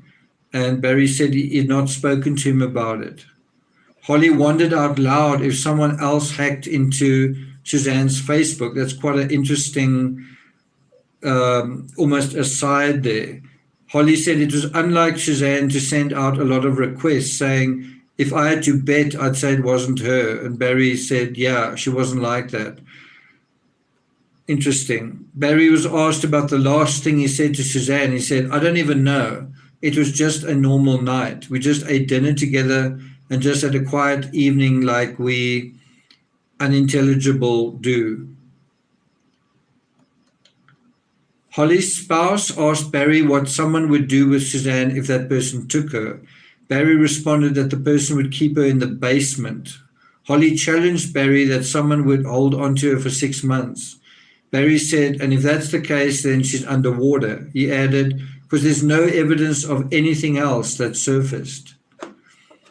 Now we go to December 5th, 2020. And I've got a big area that's highlighted in yellow. Holly talked to Barry on FaceTime and said, I've been talking to the detectives. He said this. I've been talking to the detectives and the FBI guy regularly now, he said. They seem to be on my side, finally, and helping me kind of feel better about things because of what they're telling me. Barry thinks they have Suzanne's phone, he said. They found it by the bike, or they found it on the search, or they found it in the house. They won't tell me. They won't even tell me they have it, but I'm pretty sure they have her phone. Now, first of all, so I don't think that's true. Law enforcement don't have Suzanne's phone. When Barry says they found it by the bike, he's speculating, but I think Barry did have a reason to assume that law enforcement, it's a little bit of a difficult one because on the one hand, it's possible that Barry assumed that they had her phone because of all the information they seem to know, right? On the other hand, if Barry did something with her phone, then obviously he knew they didn't have her phone. So it's a little bit of a difficult one to wrap your head around. I mean, what do you think actually happened with her phone? Rebecca Hanna, thanks a lot for that, Rebecca. Rebecca says, we appreciate your dedication to authentic true crime analysis. Hope you feel better soon. Well, as I'm sitting here, I feel okay. I had a good day until sort of late-ish this afternoon. And then fortunately, I think the pain meds did their thing. The Crypto Zoo says, that would kill me. I cannot even fall without getting hurt bad. Sunny says her phone was sold in the black market. Miss H says he got rid of the phone. Mo Rama says he destroyed the phone, maybe buried with her. Thought Criminal says phone is smashed to smithereens. I wouldn't be surprised. Teresa says you seem stronger today. Yvonne Phillips, I think he's saying that they have a phone to make it look like someone else got her. Could be. Mercy says, does Nick have Instagram? Pauline says he probably removed the SIM card, then destroyed it. If you take the Patrick Frazee case, there Kelsey Barrett's phone was used post-mortem to, first of all, give the impression that she was in Idaho, and it actually worked for a while, and then also to stage one or two texts, only one or two texts, for example, to her employer, and then I think the phone was burnt, put in like a drum and burnt. So if you take the Stephen Avery case, Teresa Holbach's phone was burnt. If I remember correctly, in the Scott Peterson case, Lacey's phone was found in her vehicle with a battery half down. In the Chris Watts case, as we know, I think her phone was off and was found, seemed to have been hidden in the couch, hidden under the couch cushions in the upstairs loft. Terry Dean says phone in the fireplace. That's possible, except that you would expect fragments of the phone to remain. You know what I mean? Burning a phone is like burning bones. You're not going to get rid of all of it. Caldonia says, sadly, I don't think we will ever find Suzanne's body. I don't think we'll ever find her phone either. Thanks for that, Stephanie. Okay, so let's go through the rest of this. So Barry says they found Suzanne's phone by the bike, or they found it on the search, or they found it in the house. He says they won't tell me, that they won't even tell me they have it, but I'm pretty sure they have her phone. Barry said, my guy knows I had nothing to do with it. He's already said he's proven that with his investigation. So Barry's kind of borrowing authority by kind of saying to certain people that he's kind of got this side investigation going on, and they've proved that he's innocent or something. It's quite interesting how he is presenting himself.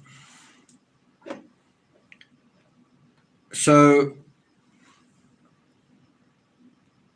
Barry says his investigators said he's proven that he had nothing to do with it. So Holly asked what the private investigator is waiting for then in talking to the detectives. Barry replied, I think because they've been on different pages for so long, and he told me that, and everybody's told me this, that 80% of the time it's the spouse. Barry asserted the FBI told him they never give the house and cars back, and yet they gave Barry his house and cars. Barry said he told them, I think I know why you did, because you found no evidence, because there is no evidence. It doesn't exist. So I must say, I did find it quite strange that the Puma Path home was sort of released. I found that quite interesting. I do think this is quite an important point to make. Let me just go back to chat before I read this part. How am I going to say this?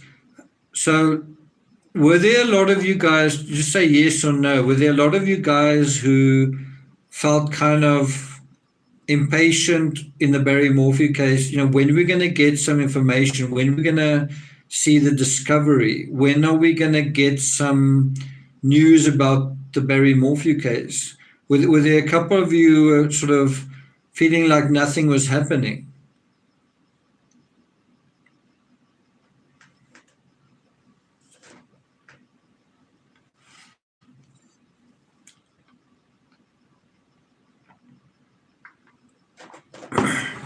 Okay, so a lot of you are saying yes. I was one of them as well. So now let me ask you, what do you think would have happened if, let's say, a quarter of the affidavit or some of the affidavit was released in public? So in other words, law enforcement hands over this to the media. What do you think would have happened? Bear in mind, Barry gave something like 15, 16 interviews. What do you think would have happened if at some point law enforcement kind of handed over information to the media and said, well, this is what we know, blah, blah, blah. What do you think Barry would have done? Do you think Barry would have continued talking to law enforcement? So in other words, the authorities didn't want to show their cards, not so much to us, but to Barry. Do you follow that? Law enforcement didn't want to show their cards for the media to publicize what they knew, not so much for because they cared about what we thought, but because they needed to continue to have conversations with Barry. Does that make sense?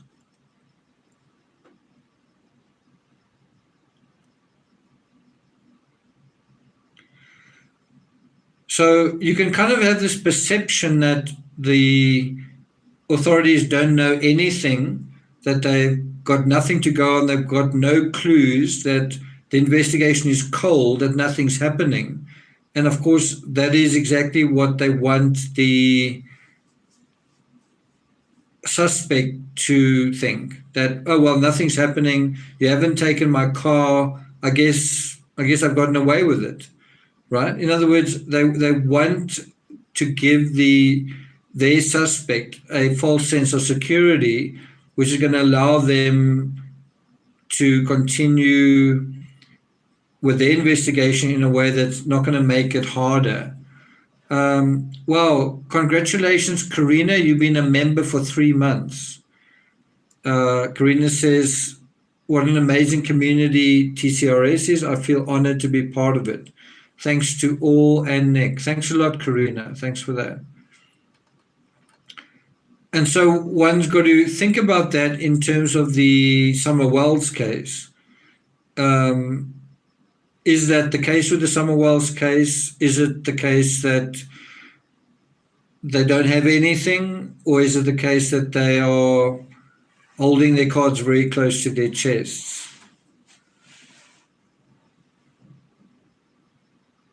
Yvonne says, I'm so glad it wasn't handed over now that we know what they have. Yes.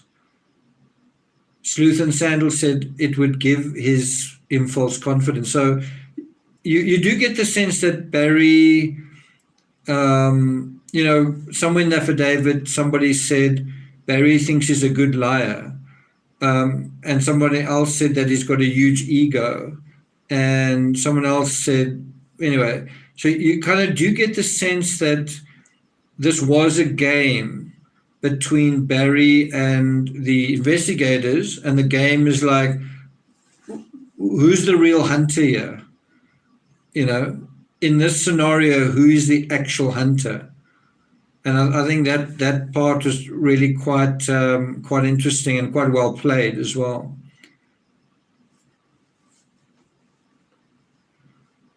Jules, I don't think that's the case at all. Okay, so let's go to December 17.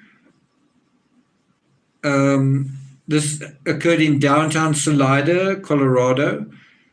There's a quote from Barry. It's near the bottom of page, bottom of page 58, I think.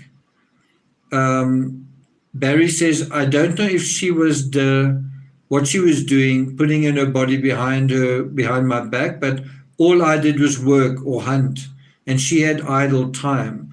Idle hands are the devil's tools. She had 21 years of doing absolutely nothing but being a mom. So I don't know if you note the contempt in his tone there. He's actually referring to his wife's hands as devil's tools. He's calling his wife's hands idle hands. He says, all I did was work or hunt. Well, he also went to gym, and he also seemed to be flirting with certain people.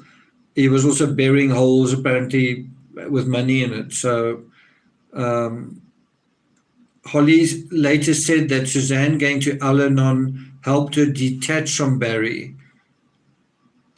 And then Barry said, let's go. I can't hear it. And he stood up immediately and walked out of the restaurant. So just shows you in this particular interaction, Barry actually kind of flipped out. Just shows that he was quite temperamental, I guess. Holly said that Barry could never describe what his last image of Suzanne was to her. What I think is quite interesting with that is law enforcement, Agent Grissing and Agent Harris asked this quite a few times as well. And so I wouldn't be surprised if they asked Holly to ask Barry. Maybe Barry will confide to her. And I think it's very interesting that is a gap in the narrative, because you can kind of imagine if you take let's say you take a prosecutor's position, you say Barry's guilty, and then Barry's a liar. Let's say you just take that position. Then you still got to ask, if Barry is guilty, if Barry did do something, and if Barry is a liar, why wouldn't he just lie about the last image of Suzanne? Do you get what I'm saying? If Barry was responsible, then why not just lie about the last time that he saw Suzanne? Why not just say, I saw her in the shower, I saw her washing dishes, I saw her whatever. Why does it seem like he can't say what this last image of Suzanne was, right? And what do you guys think the reason is for that? Why do you think he can't say what this last image of Suzanne is?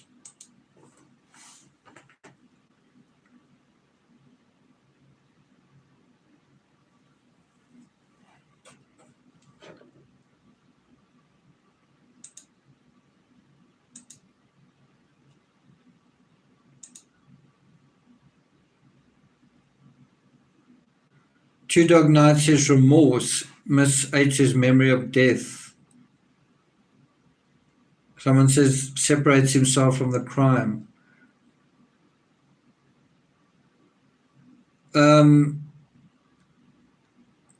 Gathering places, it's emotional to recall.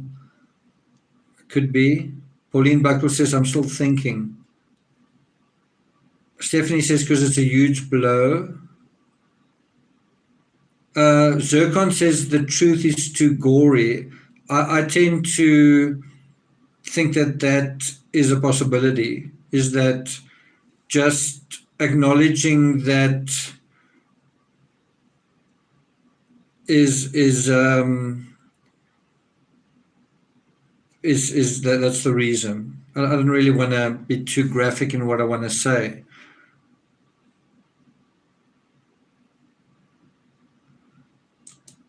Anyway, it's something to think about.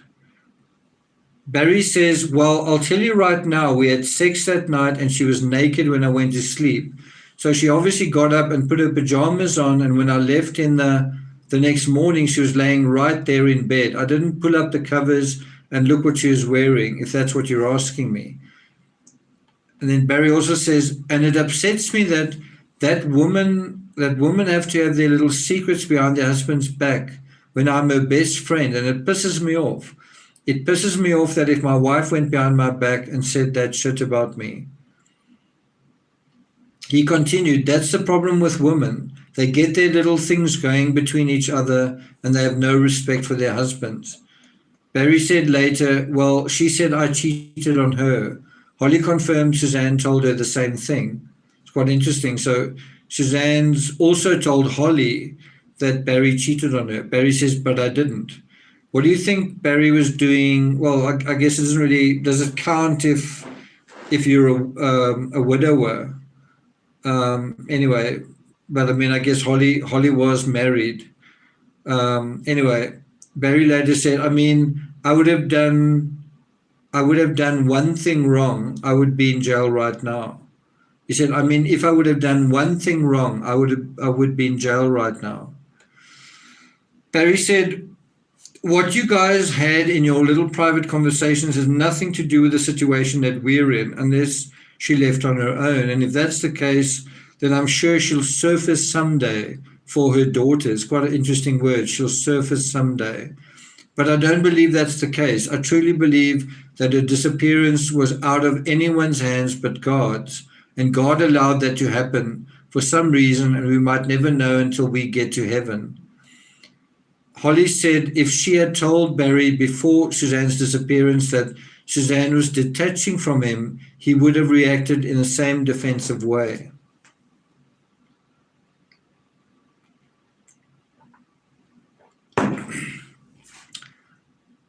Quite an interesting point from Holly. She says, if she had told Barry before Suzanne's disappearance that Suzanne was detaching from him, he would have reacted in the same defensive way. Barry said, no, I would have sat my wife down and had a heart-to-heart talk about it. He adds he would not have been upset. Do you believe that? Does that resonate with you? It kind of reminds me of something Barry said to law enforcement, where he also said, oh, we would have had this completely reasonable conversation and I would have written her a check, remember? Is Barry the kind of guy who is absolutely reasonable and calm and doesn't lose his temper? Barry later said, and I was afraid that talking to the FBI, and when we talked about the situation and they said she could have left on her own, I said, the only reason that she would leave is because she wouldn't have me hounding her about her problems. And she was free to drink, free to drug, and do all of that. And that's sort of where it ends. I do also find his own words quite interesting, where he says, where he describes himself hounding her. And think about what that literally means. Hounding someone, what is that? Isn't that a dog or a wolf-like creature that is kind of after you in a way, right? Not free to leave. Miss H says he's all about money. Okay, so that actually concludes all of the witness testimony. We've done it over 2 days. You can see there's quite a lot there. Bear in mind, this is a affidavit, so possibly there are witnesses that will give Barry a clean bill of health, that Barry is a great guy, he's a totally honest guy, he's a straight as an arrow, right? You could also have a situation, something that I think is quite interesting from the affidavit is what's missing. There's no witness statement from Barry's daughters.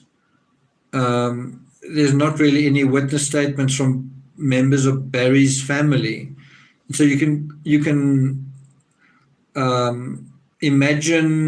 anticipate that possibly they might testify for him at trial, and that testimony could be quite strong.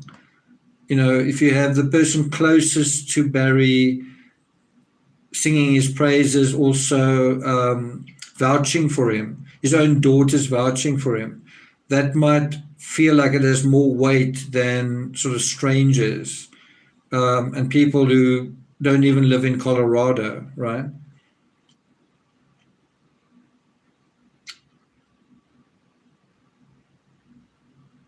Alicat says, I hope the jury has mature women that have been married for years on this jury.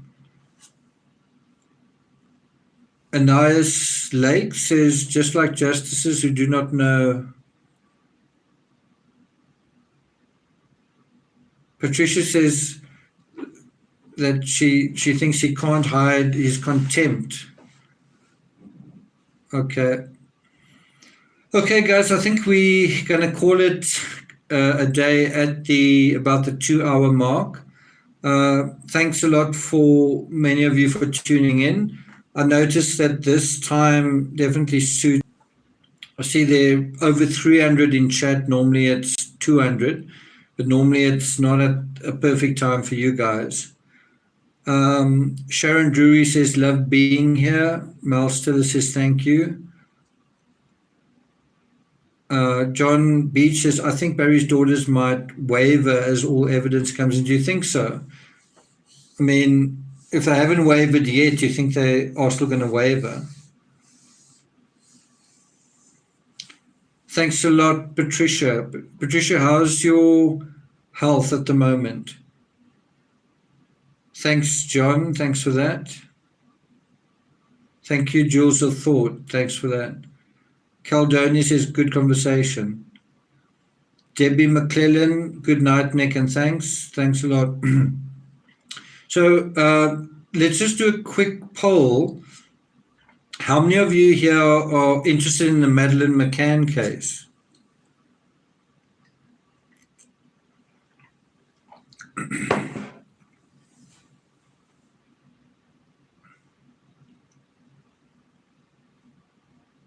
Leah says, I've enjoyed going over this. Hope you're feeling 100% soon. Good night, everyone.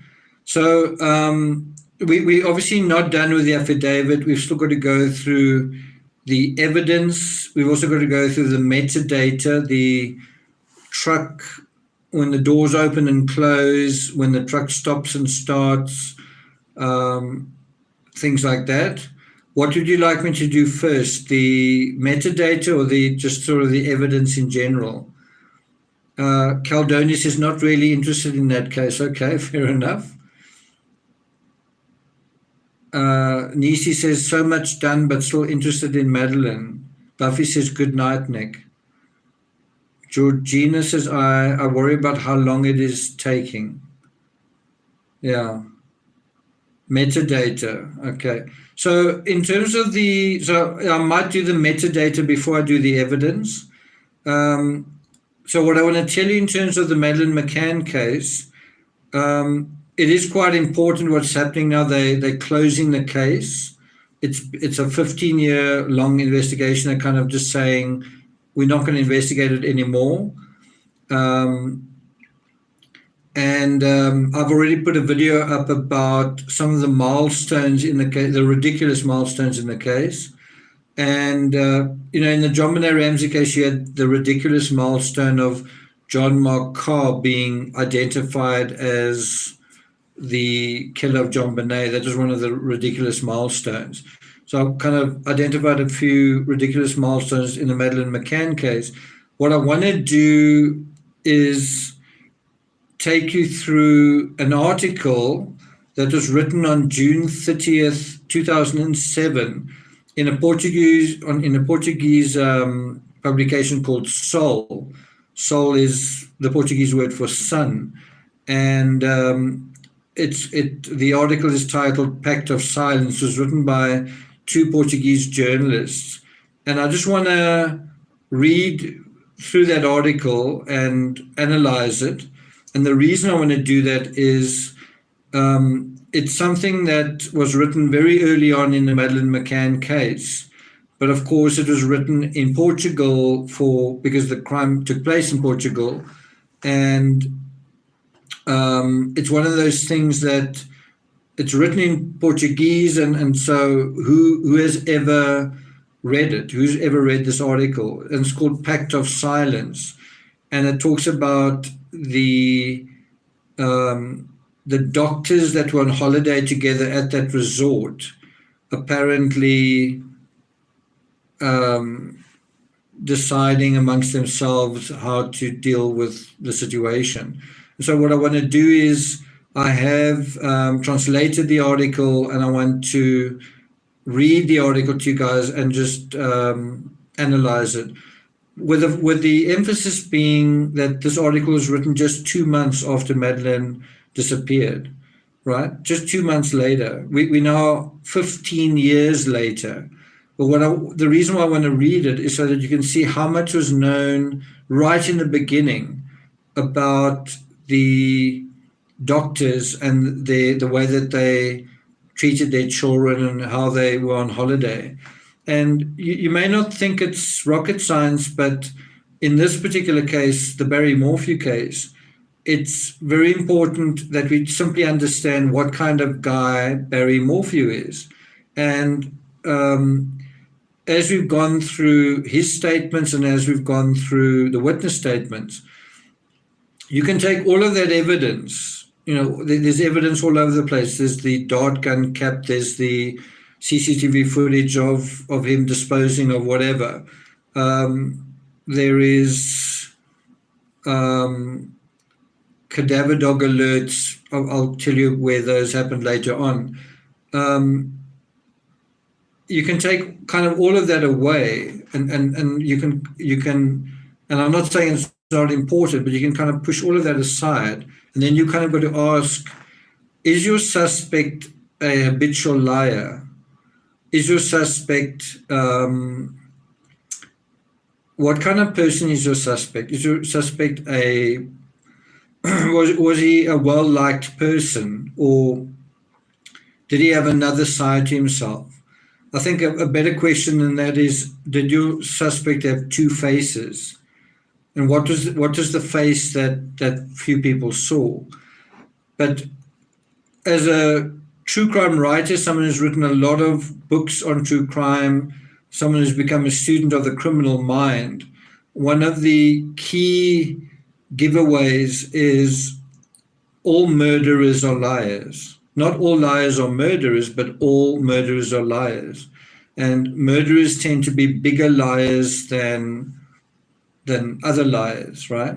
So lying is a big giveaway. You know, you only commit murder when lying has reached this point of quite an extreme point. You're so used to lying to other people that I guess you can even lie to yourself, right? That's the one that's the one aspect.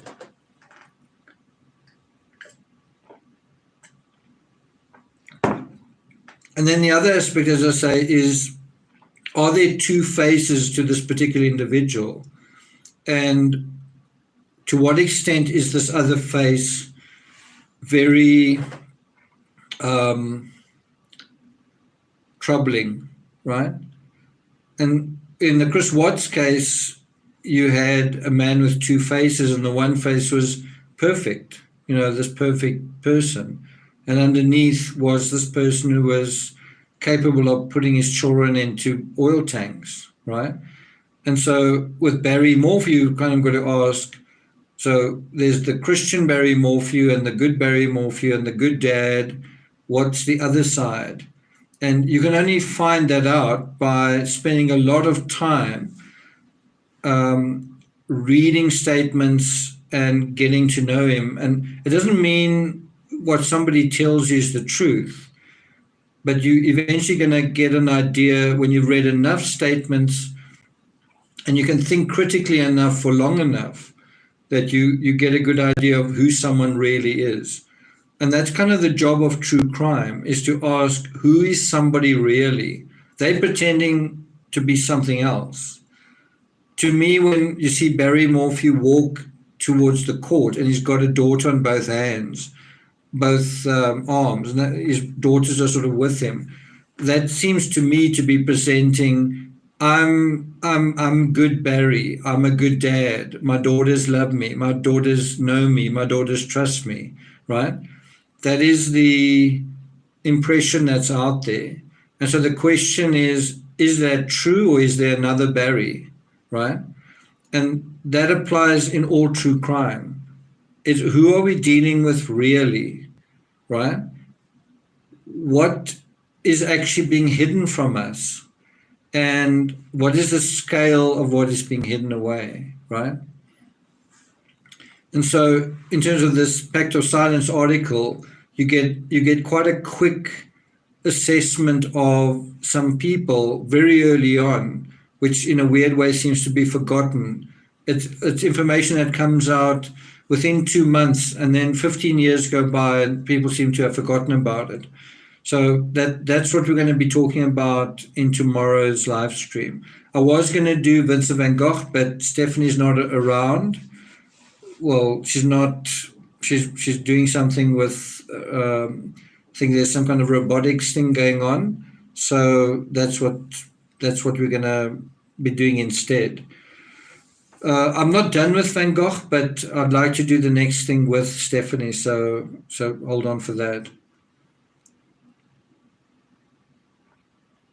Alicat says you have your public life and your private life in your secret life. So I kind of often wondered about that. I thought, is it wrong, or does it mean you evil, or is there something diabolical if there is a side to you that's secret, right? And I sort of thought about it, and I thought, and does this secret side to you lend itself to criminality? And I think it can.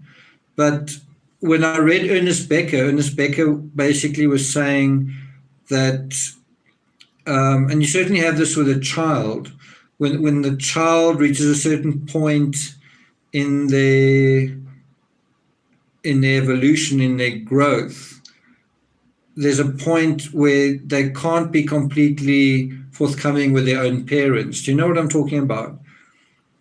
Do you know what I'm talking about when I say that? So you might have a parent and a child who have a 100% transparent, open relationship, or a really good relationship. But a point comes as the child is becoming mature, where there's a part of their experience that doesn't necessarily have to be kept private, and it's not nefarious, it's not strange, it's absolutely normal, right? And so I don't really want to be too graphic here, but there's an aspect to us where our public life is public and it's normal, and there's another side to us where our private lives are private, and they should be. When you go to the bathroom, you close the door. You don't leave the door open. When if you go to gym and you change clothes, you don't do it in the middle of the gym floor, right? And when people who love one another engage with one another sexually, it's not done like on a bridge, on a highway, or on a stage. It's done privately, right? And there's nothing strange about that. There is a necessity to have a public life and a private life. The important thing in terms of health and psychological health is that the private you and the public you are to some extent congruent. There shouldn't be this completely different private you to the public you. And so if you want a healthy psychology, a healthy, authentic life, you really want the public you and the private you to hold hands as far as possible. And to the extent that you're not, you should maybe try and work on that. So whether it's the public side or the private side, you might want to acknowledge what is not holding hands and try and bring them closer together. Actually says intimacy needs privacy in a way. Patricia says, as long as you are truthful, it makes sense. Stephanie says, balance. Zircon says, my core personality is solid and continues.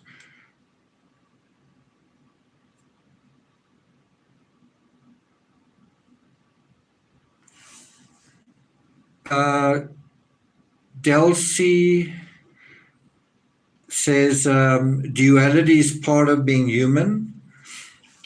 You could even take it further and say that there's a third dimension, and the third dimension is transcendence, where you transcend both the public and the private. You transcend that in a way. Maybe when you climb Mount Everest, or you give a live, even though you've got a cracked rib. Things don't always have to be based on certain things. You can also have another dimension, which is you transcend that, right? Ali Cat says, I totally understand what you're saying. Thanks for that.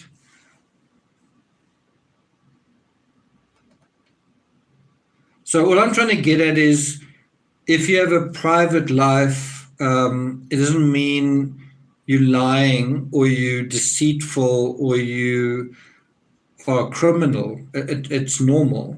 But in that private life, if your private life is too divorced from your public face, then you can have a situation where that secretiveness starts to take you to a darker place and things can fester there. So although your private life is right and normal, it's in your private life that criminal seeds can be sown. That's my point. Actually says united personality, yeah. And I do think we live in quite a schizophrenic world. I think, is there a difference between your social media and who you are, right? Is there a difference between a celebrity's public face and their private life? And often there is. And in order for there to be authenticity, we need people who are real. We need real people. Real people help other people to be themselves, right? Heidi says, don't laugh.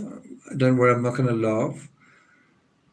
Patricia says, secrecy masks lies. Can.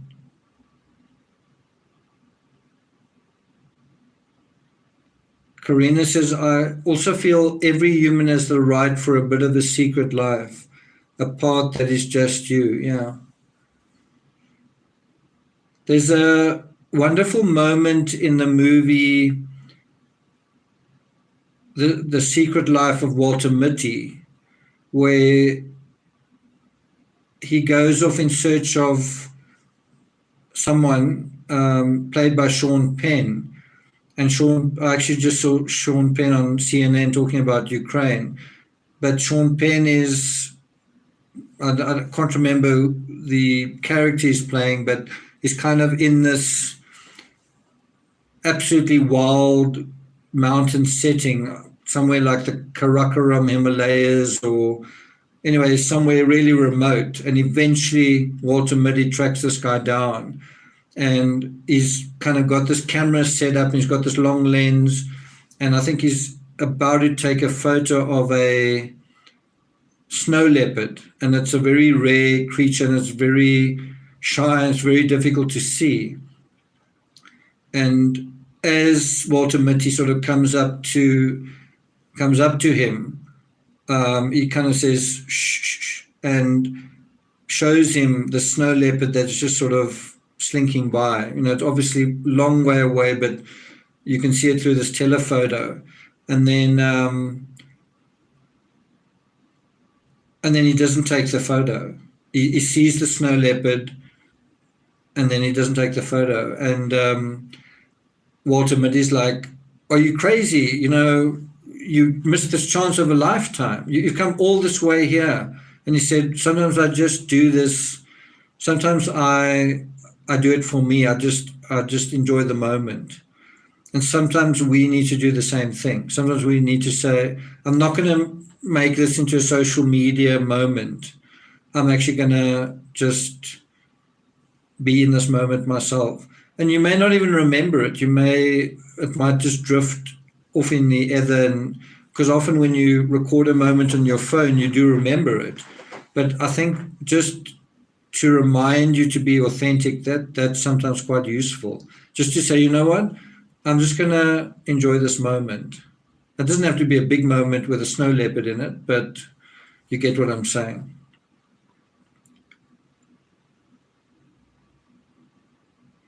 Actually says, take the picture with your heart. And sometimes, I don't know if you have some memories that you've kept your whole life, and for some reason you just remember something. And I always find that quite amazing, that you somehow your mind or your body decides, I'm going to hardwire that into your identity. So no matter how old you get, you'll remember that moment, you know. Zircon says, in the now. Yes, in the now. Pauline Buckle says, great play written by Arthur Miller.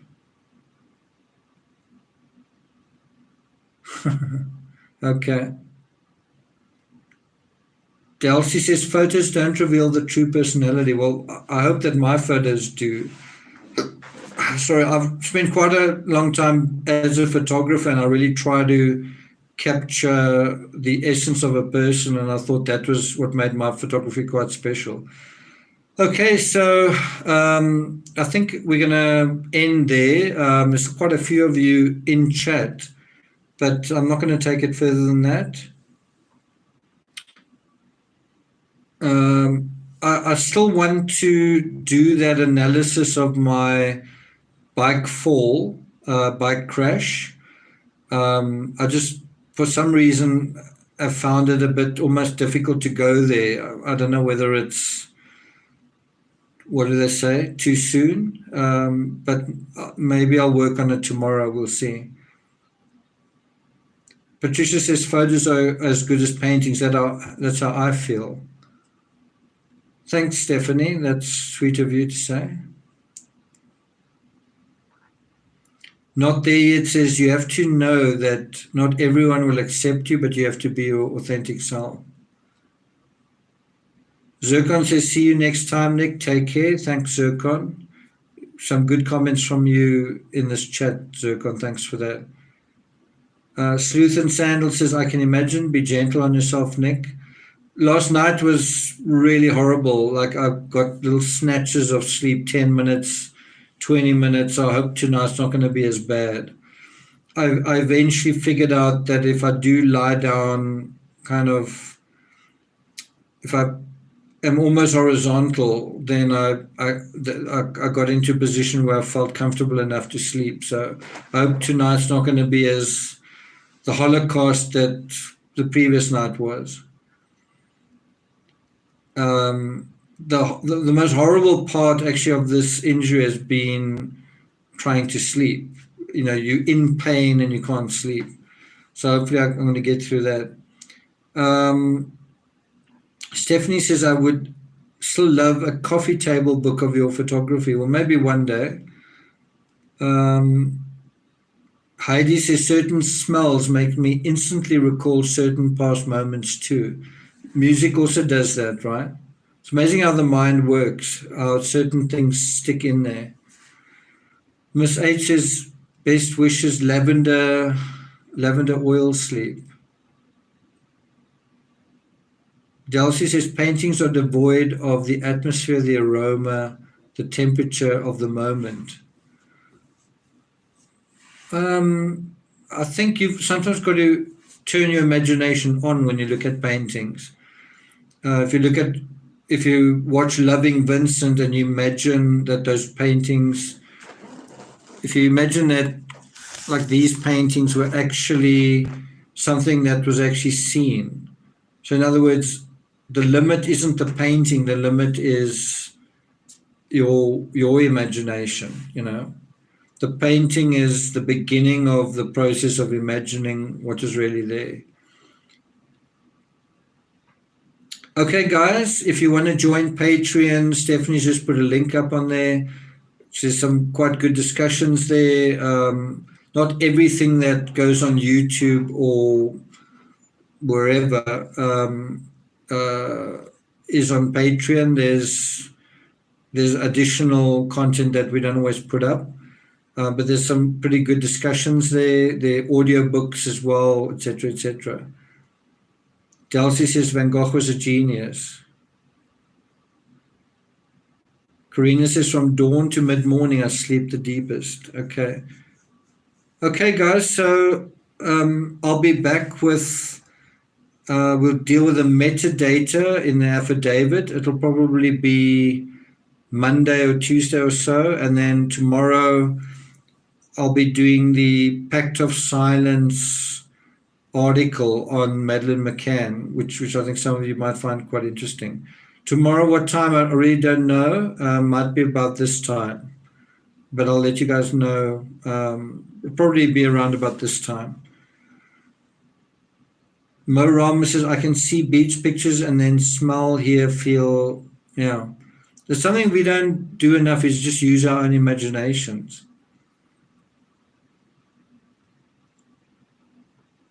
Jackie Kerr says, I know that feeling of not being able to sleep because of pain. It's exhausting. It is. It definitely is. Stephanie says, I'll be on after work on Monday. Thanks a lot for that. Okay, guys. Thanks everyone for being here. I hope you guys have a good rest of your, is it Saturday night? It's already Sunday morning where I am, and hope you have a pleasant night's sleep, and I'll see you guys next time. Take care. Did someone say, where's Timmy? Bye-bye, Timmy.